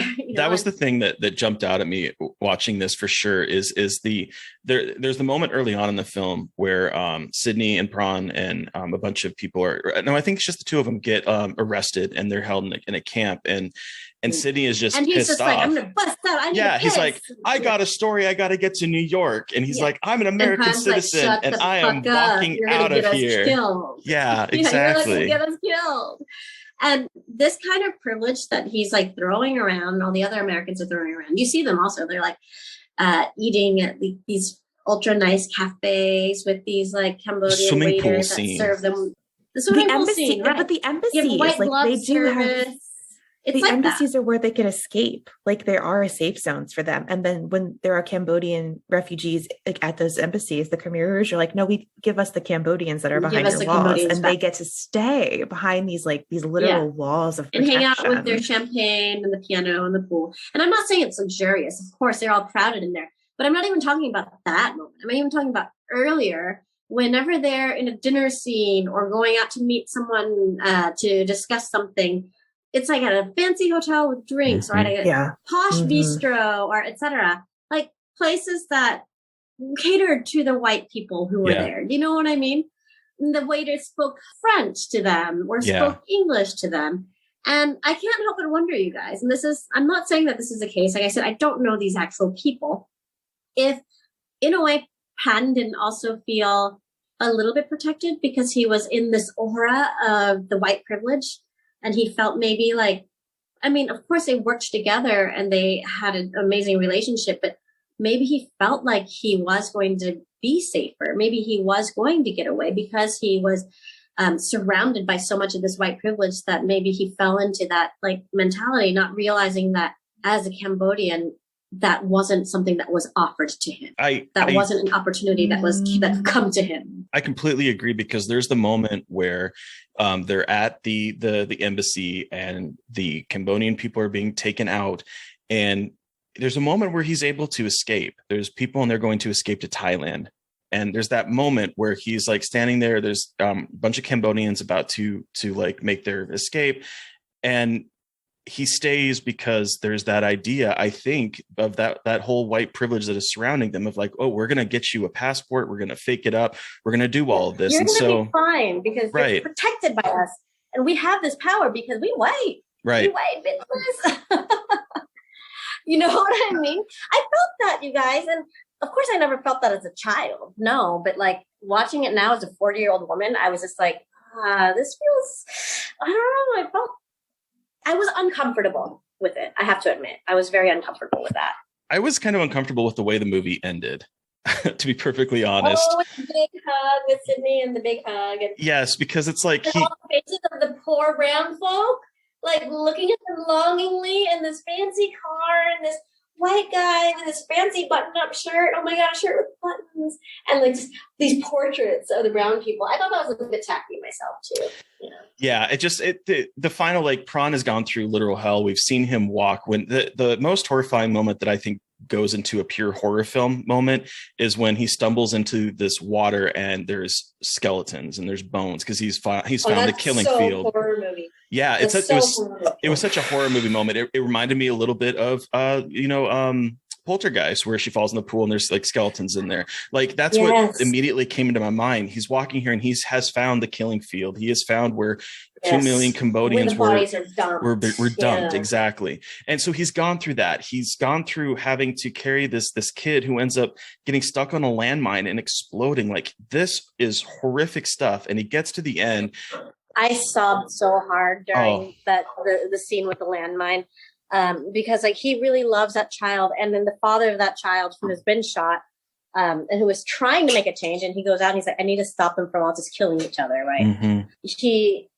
He has entrusted his child to him, and the child is like, you see a lot of kids like this during this time period where they're toddlers, they're young, they don't know what's happening, but yet they know the danger, and you see that child like being silent, knows when to wake up the adults and to warn them. Because they are living through something that no child should ever have to experience. And yet they have this maturity that like you don't see in like our soft Western children, you don't see that.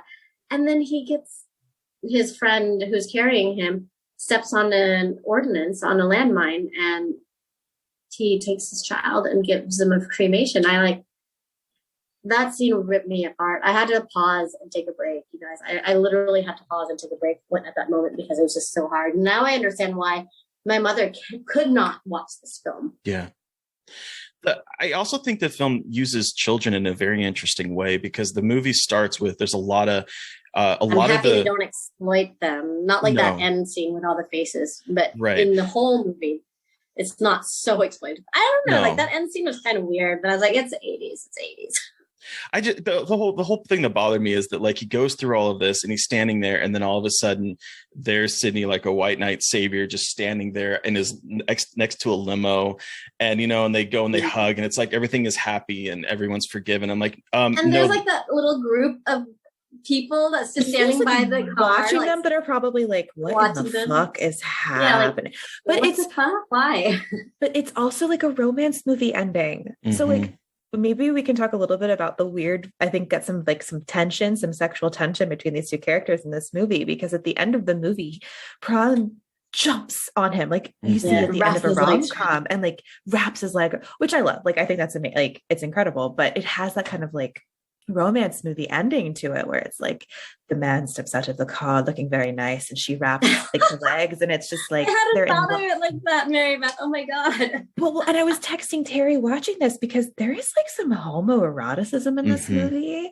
Like, there's a lot of these like the reason why I didn't feel it, I think, is because we Southeast Asians are super like touchy-feely like that. You know what I mean? That also could be it, and that's me being Western and like seeing it that way. Like, that could just also be me. Southeast Asians are super strange about that, because we are not hugging people in terms of like parents and children. So like, I didn't grow up in this family that was like always showing affection. But yet at the same time, when you're out with your buddies and friends, it is not uncommon to see like a bunch of young drunk men in Laos and Cambodia, like just all hanging all over each other and like, grabbing on each other like that. And then like Koreans too, like Koreans are always like hugging on each other and like super touchy feely. And I think how I saw it is like, I would react the same way, regardless of like what gender stepped out of that car, because it's like this reunion after like so many years of fucking awful hardship. Like, how could you not be so excited and so happy to see someone that you thought someone who is your best friend, and you have to mentally tell yourself every day that they didn't abandon you. They didn't abandon you. They didn't abandon you. He's going to come for me. He's going to come for me. And he does. It does come for him at the end. And in real life, he did too, by the way. He actually, once he heard that Pran was in Thailand, he flew to Thailand like immediately. And like, it wasn't just the ending part that gave me that vibe though. Because if it was just that one scene, that would, again, like, oh, 100% anyone. But there's these like glances that they exchange throughout this movie that are really tender and have like there's scenes where Sid will like kind of look at him and like for like a elongated period of time or like bite his lip, or Pran will maybe like bite his lip a little bit looking at each other. And there's a one scene in particular, I think it's when they're in the French embassy and it's about the passports and like their arms kind of intertwine in this really beautiful way. I don't remember that. Sid touches his hand and like they're looking at each other and it looks like a shot out of a romance movie. The way it's filmed. Beautiful. Wow. The way it's framed. And it's like there's an intimacy between the two of them that you don't see a lot between men in movies. And again, like maybe it is just intimacy between male friends, but there's something very charged about their relationship that I like just because it added this like tension to their relationship and it added the stakes of between the love between the two of them. Well, regardless of what the intimacy came from or how the intimacy comes, regardless of whether it's charged in a sexual way or not, or in a respect driven, like he's impressed by him, or this brotherly way, it's intimacy, you guys. Like it's intimacy. It's intimacy. Yeah. And it's a bond, right? It's a bond. And that is something that, it's not common to display that in film with males, between two males, but it's real.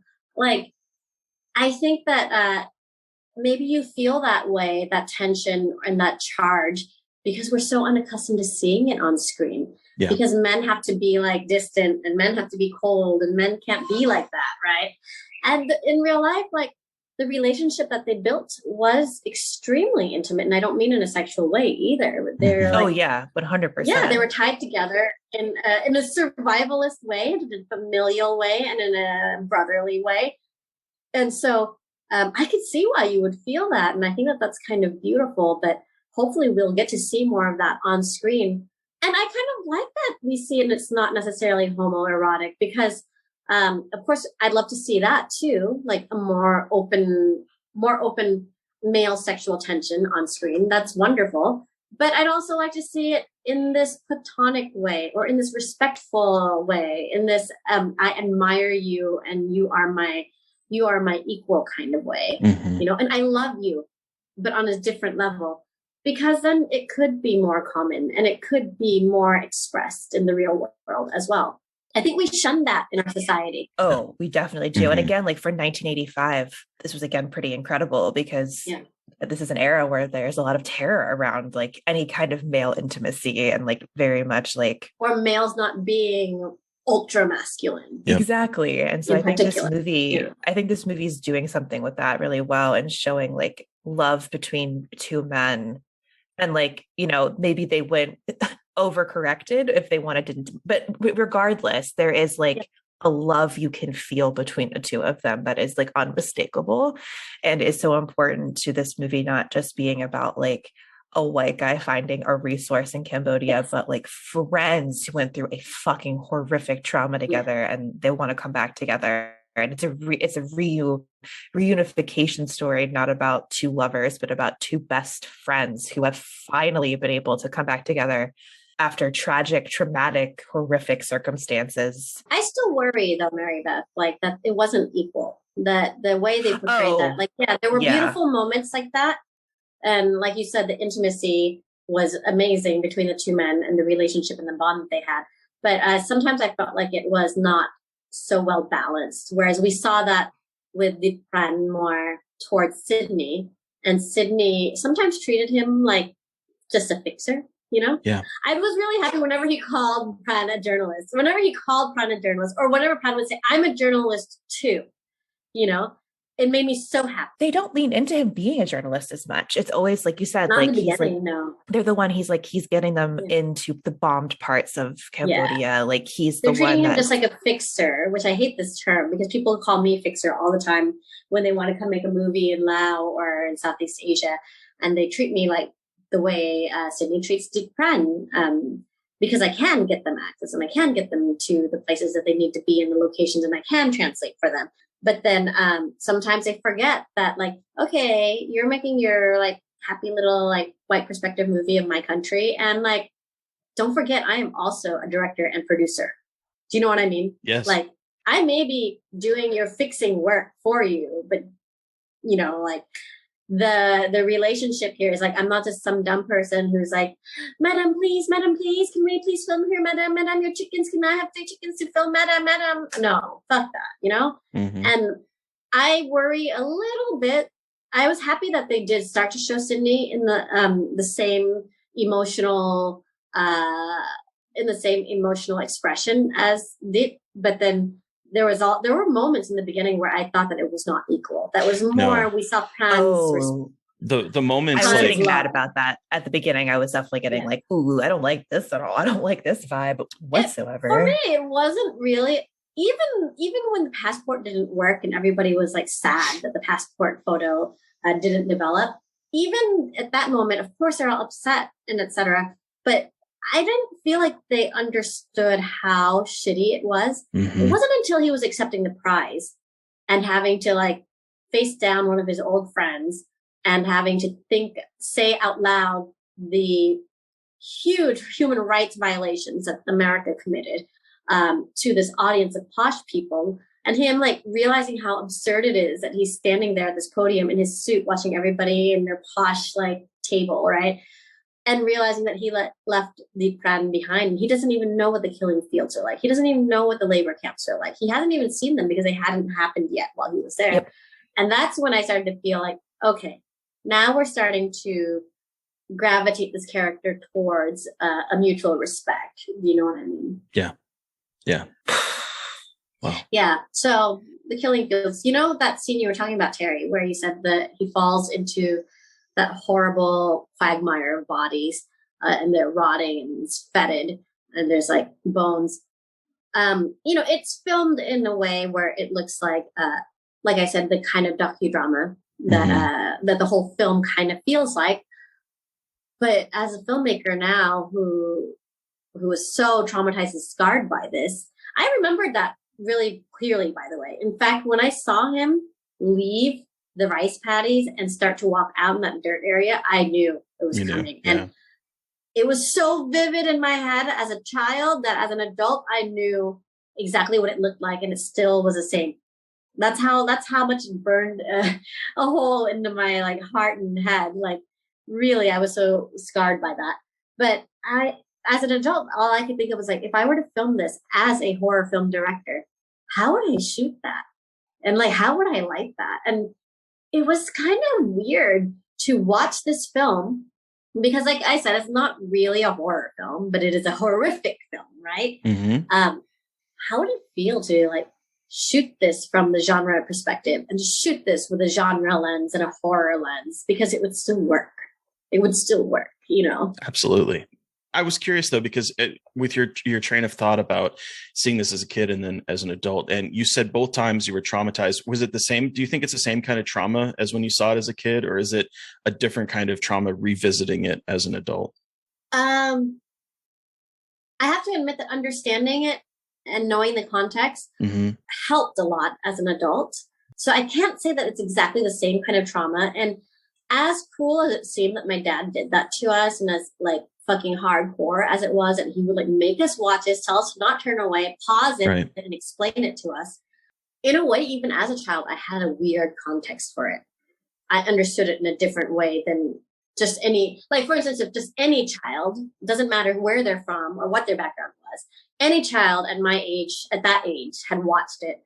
I think I felt very fortunate that my dad would stop the film and tell us his similar experiences or the experiences of the people of Cambodia at that time. But as an adult, now that I have like learned some history about Pol Pot and Khmer Rouge and about the Vietnam War and the revolution in Laos, and even the Indochina War, I do feel like it's in some ways it's a different kind of trauma, but in a way more traumatic. Yeah. Because like you don't think about it as a child as how can humans do this to each other? But as an adult, you really feel that. You really feel like, how is it that we are grown ass people and that we can make these kinds of decisions that lead to this? You know? So in a way, I think it's a little bit worse to see it as an adult. Yeah. As a child, you're just like, fuck, horror, terror. Oh my God, bodies. Oh my God, gunshot. Oh, horrible, horrible. And then it just kind of lives in your head like that as these moments of terrible shock, right? But as an adult, it's even worse when those moments of instant shock have context and the context isn't better. Yeah. Yeah. So this is why everybody should go back home and realize how good life is, no matter how bad things seem, no matter how much you hate your fucking parents, like be grateful because life ain't bad. You know, life ain't bad, y'all, unless you happen to be in a war zone like the people in Yemen or in Myanmar or in Ukraine. Like things are pretty okay. That's something else as an adult I realized too, because like I am Lao and Vietnamese and Thai, and I noticed something. I've been to many countries in Southeast Asia. I know many Southeast Asian people, and generally we are really kind human beings, really happy, really nice, really willing to help, really outgoing and adaptable, very adaptable, and happy to like make and meet new friends and approach people and accept people for who they are. Like, okay, you're that weird person that does that, but like, it's cool. I guess that's you, right? But that's the Southeast Asian personality. I can't believe that we can be like that, despite all the trauma and all the pains and all the scars that we have from being, from having a history like that, from having been refugees or immigrants, from having lived through genocide. Cambodians have had multiple genocides. Yeah. Their genocide is one of the hugest, I believe. I can't recall, but I believe that in world history, the Cambodians had one of the largest genocides that happened in their country, as well as in Myanmar. There's genocide happening now in Myanmar. But if you meet a Burmese person, holy shit, they're so fucking nice. You can approach a Cambodian like a stranger in Phnom Penh, or especially in the countryside, and just be like, if they're eating dinner, be like, hey, I'm hungry. Do you mind if I sit down with you and eat your food? And they'd let you. Like, they'd be like, yeah, sure, join the table. Who the fuck are you? Why are we like this? Even though we've seen like this crazy trauma. But then I look at Americans, I look at Canadians, and I don't mean the immigrants. I mean like the white people. And they haven't gone through any of that shit. They haven't survived anything like that. And they're so fucking like Karen-y. Like they're out there at Target, like, excuse me, can I talk to your manager? Oh my God, my coffee is like way too cold. And like, you have like no education. That's why you're a barista. And like, I need to talk to your manager because I said soy latte, not milk. I am like lactose intolerant. I'm like, fucking lactose intolerant, bitch. You drink what's put in front of you. I know what starvation feels like. You know? Yeah. Like shit. Yeah. Like, oh my God, it's not soy. Like, go to hell. Yeah. Well, and like, that's like, I mean, just from like my experience, like the people that my stepdad worked with who were from Southeast Asia were the nicest people and the most generous and the ones to always like give him gifts for the kids who they never met. And like, were always giving us presents and always trying to feed us. And like, we're the nicest people. And then meanwhile, my mom was like, why are they so nice to us? Like, I don't understand. And I'm like, Mom. And it's just our like, nature. It's our nature. And like, it's just so, you know, that again, puts things into perspective about like what I've seen and just like kind, amazing, generous human beings. Yes. We're just like very focused on family, but family as like a concept, not just about your blood, but about the people around you and like taking care of those around you. This is very big for us Southeast Asians. If we consider you family, you are family. Mm-hmm. Like I could adopt you. We have words for this, like the word Dearest Sister, Nong Hak from my last film. That is a term that we use, Nong Hak, for like you're my beloved sister, or you're my beloved brother, little brother. So Nong is little brother or little sister, like sibling, younger sibling. And Hap means beloved or love. And so if I were to call you my Nong Hap, it would mean like you're my sister and I will treat you like family. You are my family, but we have no relation. We have no blood ties. And we have this concept, like, I love that. It's not common in the States or in the West, you know? Nope. I don't understand. And then we still call each other in our language as brother and sister. In my language, if you speak to another male, you call him, and he's older than you, you call him I, which means brother. If you speak to a girl, you say Ule, which means sister. So I'm calling like fucking strangers sister and brother. Well, you have that in the long walk. Yeah. Like you have people called uncle, brother, sister, uncle, like auntie, uncle, auntie, mother, father. Yeah, like it's not unusual. All my like friends everyone call them Mr. like Mr. Petmani or Mr. Suwanawong. I call them father. I do. And that's just how it is in our country. Just like when I go to Cambodia, my other friends who are in film and who are younger than me, they call me Bong, meaning like also older sibling, like older sister. They call me sister. They don't call me like Miss Doe or Mattie, or they call me Bong Matty. I think even like our language embraces that closeness, that community, you know, which I find sometimes it makes me sad that I feel like it's lost in a lot of Western cultures. Yeah. The sense of community. Yeah. Yeah. This is like an ultra depressing podcast. It's incredible. I love it. I was going to say, do we want to wrap up and start giving this our rating out of 5 for this? Terry, how much resiliency out of 5 do you give The Killing Fields? You know, as I was watching this movie last night, I was thinking about how in high school we were taught like American history. I was thinking about how it was a whole year course and how most of American history class was focused around the war for independence. And by the time we get to the end of the year, we were getting up to like World War I and World War II. And then it stopped because it was the end of the year. And it's like, well, we ran out of time. And so there's like, I get to this point where even though the book continued onward, and who knows, I don't know how much it would cover back in like, this would have been like the early 90s. It would have been about mid 90s when I was in high school taking this class. And I don't know how much further it would cover, but I kept thinking about how as a kid who was born in the 80s, the amount of lack of knowledge that I had of history, American history, world history, from like, I don't know, the early 1900s up until my birth, had no idea. And the only times it would come up were the big moments of like, the Vietnam War, was bad. World War II, greatest war ever. World War I, like that was all I had to encompass any kind of history. And so watching this movie sent me down like a lot of Google rabbit holes because I unfortunately was unaware of any of this because it was never taught to me. And it was never something that was like, here's something to learn. And so I think from that regard, I think this movie is very successful. I do think there are some parts of it that are very much still the white savior narrative in a lot of aspects of it, even though it does try to subvert that a bit in the second half. I do think that this is still all about Sidney reconciling his grief for leaving his friend behind. I think there's still a lot of that.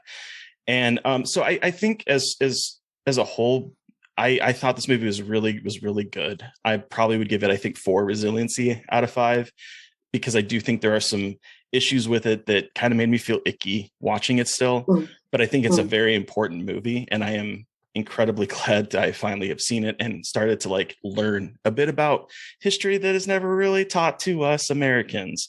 So yeah, that's my rating. What about you, Mary Beth? I also give it 4 for a lot of the same reasons. I think it's an incredibly important movie. I think it's told from a lens that is not sanitized, because it's not a sanitized movie. But again, I think it is a white audience lens. But unfortunately, with like the way Hollywood is, I think that was important to having this film be as recognized as it was.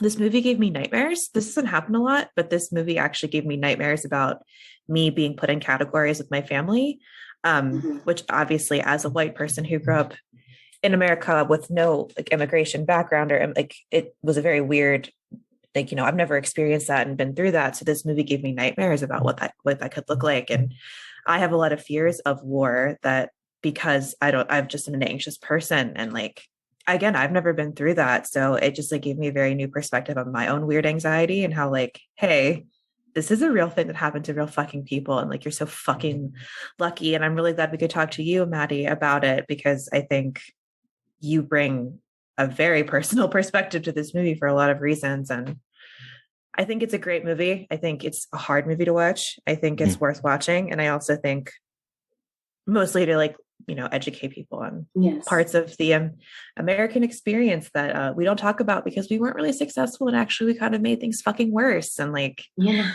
acknowledging that, hey, our influence in this world is pretty shitty and like has been going, it's very recent too. So, I mean, it's to this day, right? Yeah. Like right now in a lot of places. Yeah. But Mattie, you have the final word. How much resiliency out of 5 do you give The Killing Fields? You know, for myself, you're right. There were a lot of cringy moments. There were a lot of moments where it felt like, of course, this was being told from a white perspective. But you're right that it was meant to educate and it was meant to show a side of life and reality that a lot of people wouldn't know about or haven't seen or didn't even realize existed. And I give it a 5 out of 5 because I think of Deep Pran. And when I see Deep Pran, I see my dad. I see that when people joke about, you know, the wall or immigration or, you know, keeping the country great or keeping it, you know, making sure that there's no big replacement, or what is it they call? No, there's no great replacement. The white gene because of us dirty immigrants. I see my family. I see my mother giving birth to my brother in a fucking refugee camp. I remember the house that we lived in with my cousins, my uncles, my aunts, and all these people in this tiny space. I remember going to school and being put into ESL, English as a second language, when I actually read before kindergarten because my mother was so nervous about me not fitting in with the white kids. She taught me to read before I entered kindergarten, but I was shy because people were making fun of me and saying that I looked ching chong. And the teachers automatically assumed that I belonged in English for a second language. And the way the American education system works, not only do we not learn about these parts of history and about the human rights atrocities that America itself has committed, and the way we sanitize history, even not just outside of our borders, but within America itself. We didn't even know about Oklahoma and the Tulsa, the Black Wall Street. We didn't even know about the Emmett Till case. And we're still going through these moments where we're not being educated. And so I look at the story of Deep Pran being told, even if it's told through a white lens, and even though there were some cringy moments, I just think of what he survived, what my mom and dad survived, and what all these other immigrants are surviving, and what the Ukrainians are going to have to survive, as well as the Afghanis and the Yemeni and then Burmese. And I have to give it a 5 out of 5 because these people, life has to move on. Life has to go on, because if life doesn't move on, life doesn't go on, it means they're fucking dead, you guys. You know? Yeah. And that's a reality. It means that they're underground or that they've been shelled and bombed. And this is something that I think people need to see and need to understand and need to see that like survival isn't just being the final girl of a horror movie. The horror movie is something like in The Killing Fields where you survive this.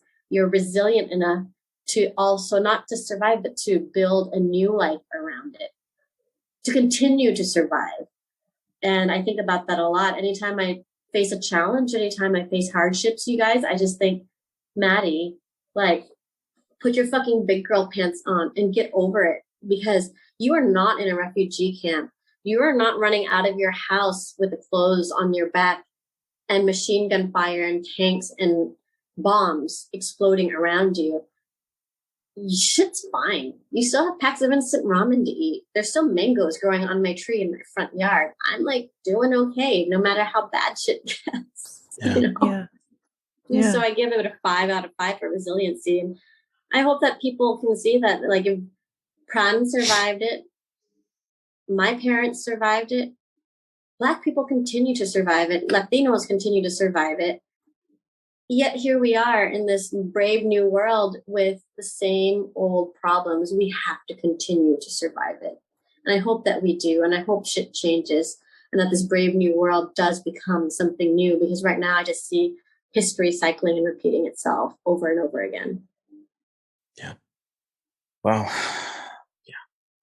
Well, thank you so much, Mattie. Your audience is gonna hate this podcast. No, they're like, not. What the fuck is this like super downer podcast? No, I think that's one of the things that I like about this podcast is that we can go from talking about very silly and frivolous things, and then we can also have an episode that is as important as this one. So, no, yeah. Our I listeners will love it. Something ultra silly and frivolous for this beforehand. I really did, because I didn't know if I wanted to talk about something this heavy and this complicated, because I'm not a political scientist. Right. Actually, my husband is, by the way. He his degree is in political science and diplomacy. So like, that's amazing. I love whenever he says something and someone calls him an armchair political scientist. He's like, well, actually, like, no, literally, I am. I'm actually a. My degree is in political science, but I'm not a political scientist. I don't believe that I have a good repertoire or range of historical knowledge. I don't.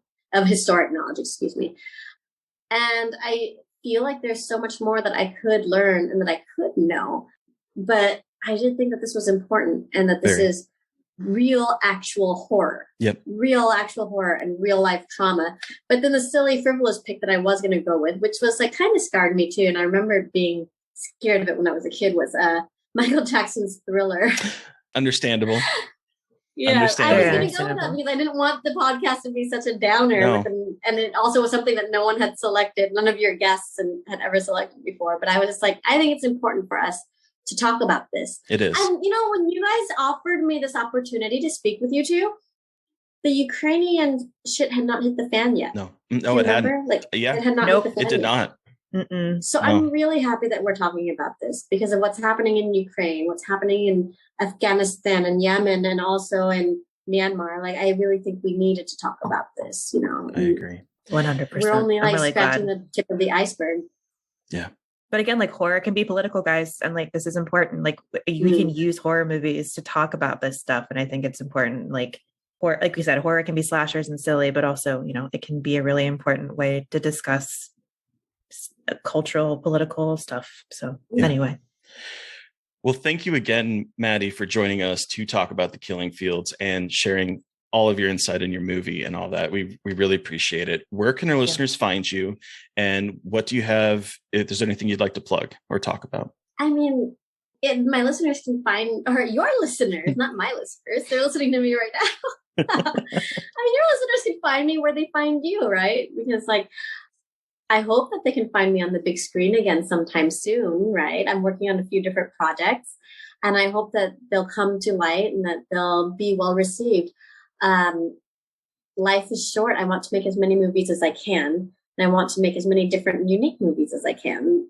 And so I hope that like, I'll continue to be able to do that. And so hopefully they can find me on big screen or they can find me on streaming. You know, The Long Walk is currently in theaters and streaming right now. I think it's on Apple. Yeah, you can rent it. You can rent it on Apple, Amazon Prime, all of those big retailers. Okay, cool. Correct. I was like, we don't have these things in Laos, so I don't always know. Yep, they're available through like Apple. Privileged lives, y'all. We don't have that shit in Laos. I have to VPN to get that shit. Sometimes the VPN doesn't work. No, actually, like, it's not even that we lack internet. Like, obviously, I'm here on a Zoom call with you, and our internet is not censored like in some countries. It's just that they check our credit card, and they'll be like, "Oh, we're sorry. Like, we can see that you're in a location, and we don't service that location, or we don't take credit cards from this country." And I'm like, "You take my fucking money. Let me pay you. Let me pay you. I want to watch this movie." But yeah, they can find me anywhere where they find you guys. And are you on social media? Oh, yeah, I am. I'm on the Twitters. I tweet sometimes. I'm on the Instagram. It's the same name, Mango Sodium, after my dog, Mango Sodium, who passed away. And I'm on Facebook, but Facebook I only use for like people I actually know in person. So don't try to add me on Facebook because I will not accept you. So listeners, you've heard from us, but we want to hear from you. What was your experience with The Killing Fields? You can send us an email at scarredforlifepodcast@gmail.com, or you can reach out to us directly on Twitter. I'm at MB McAndrews. And I'm at Gaily Dreadful. And of course, don't forget to follow the podcast on Twitter at Scarred Podcast. And please don't forget to review, rate, and subscribe. Thank you to Eric Power for artwork. Thank you to Sean Keller for our music. Thank you everyone for listening. Please stay safe out there, but most importantly, stay creepy. And until next time.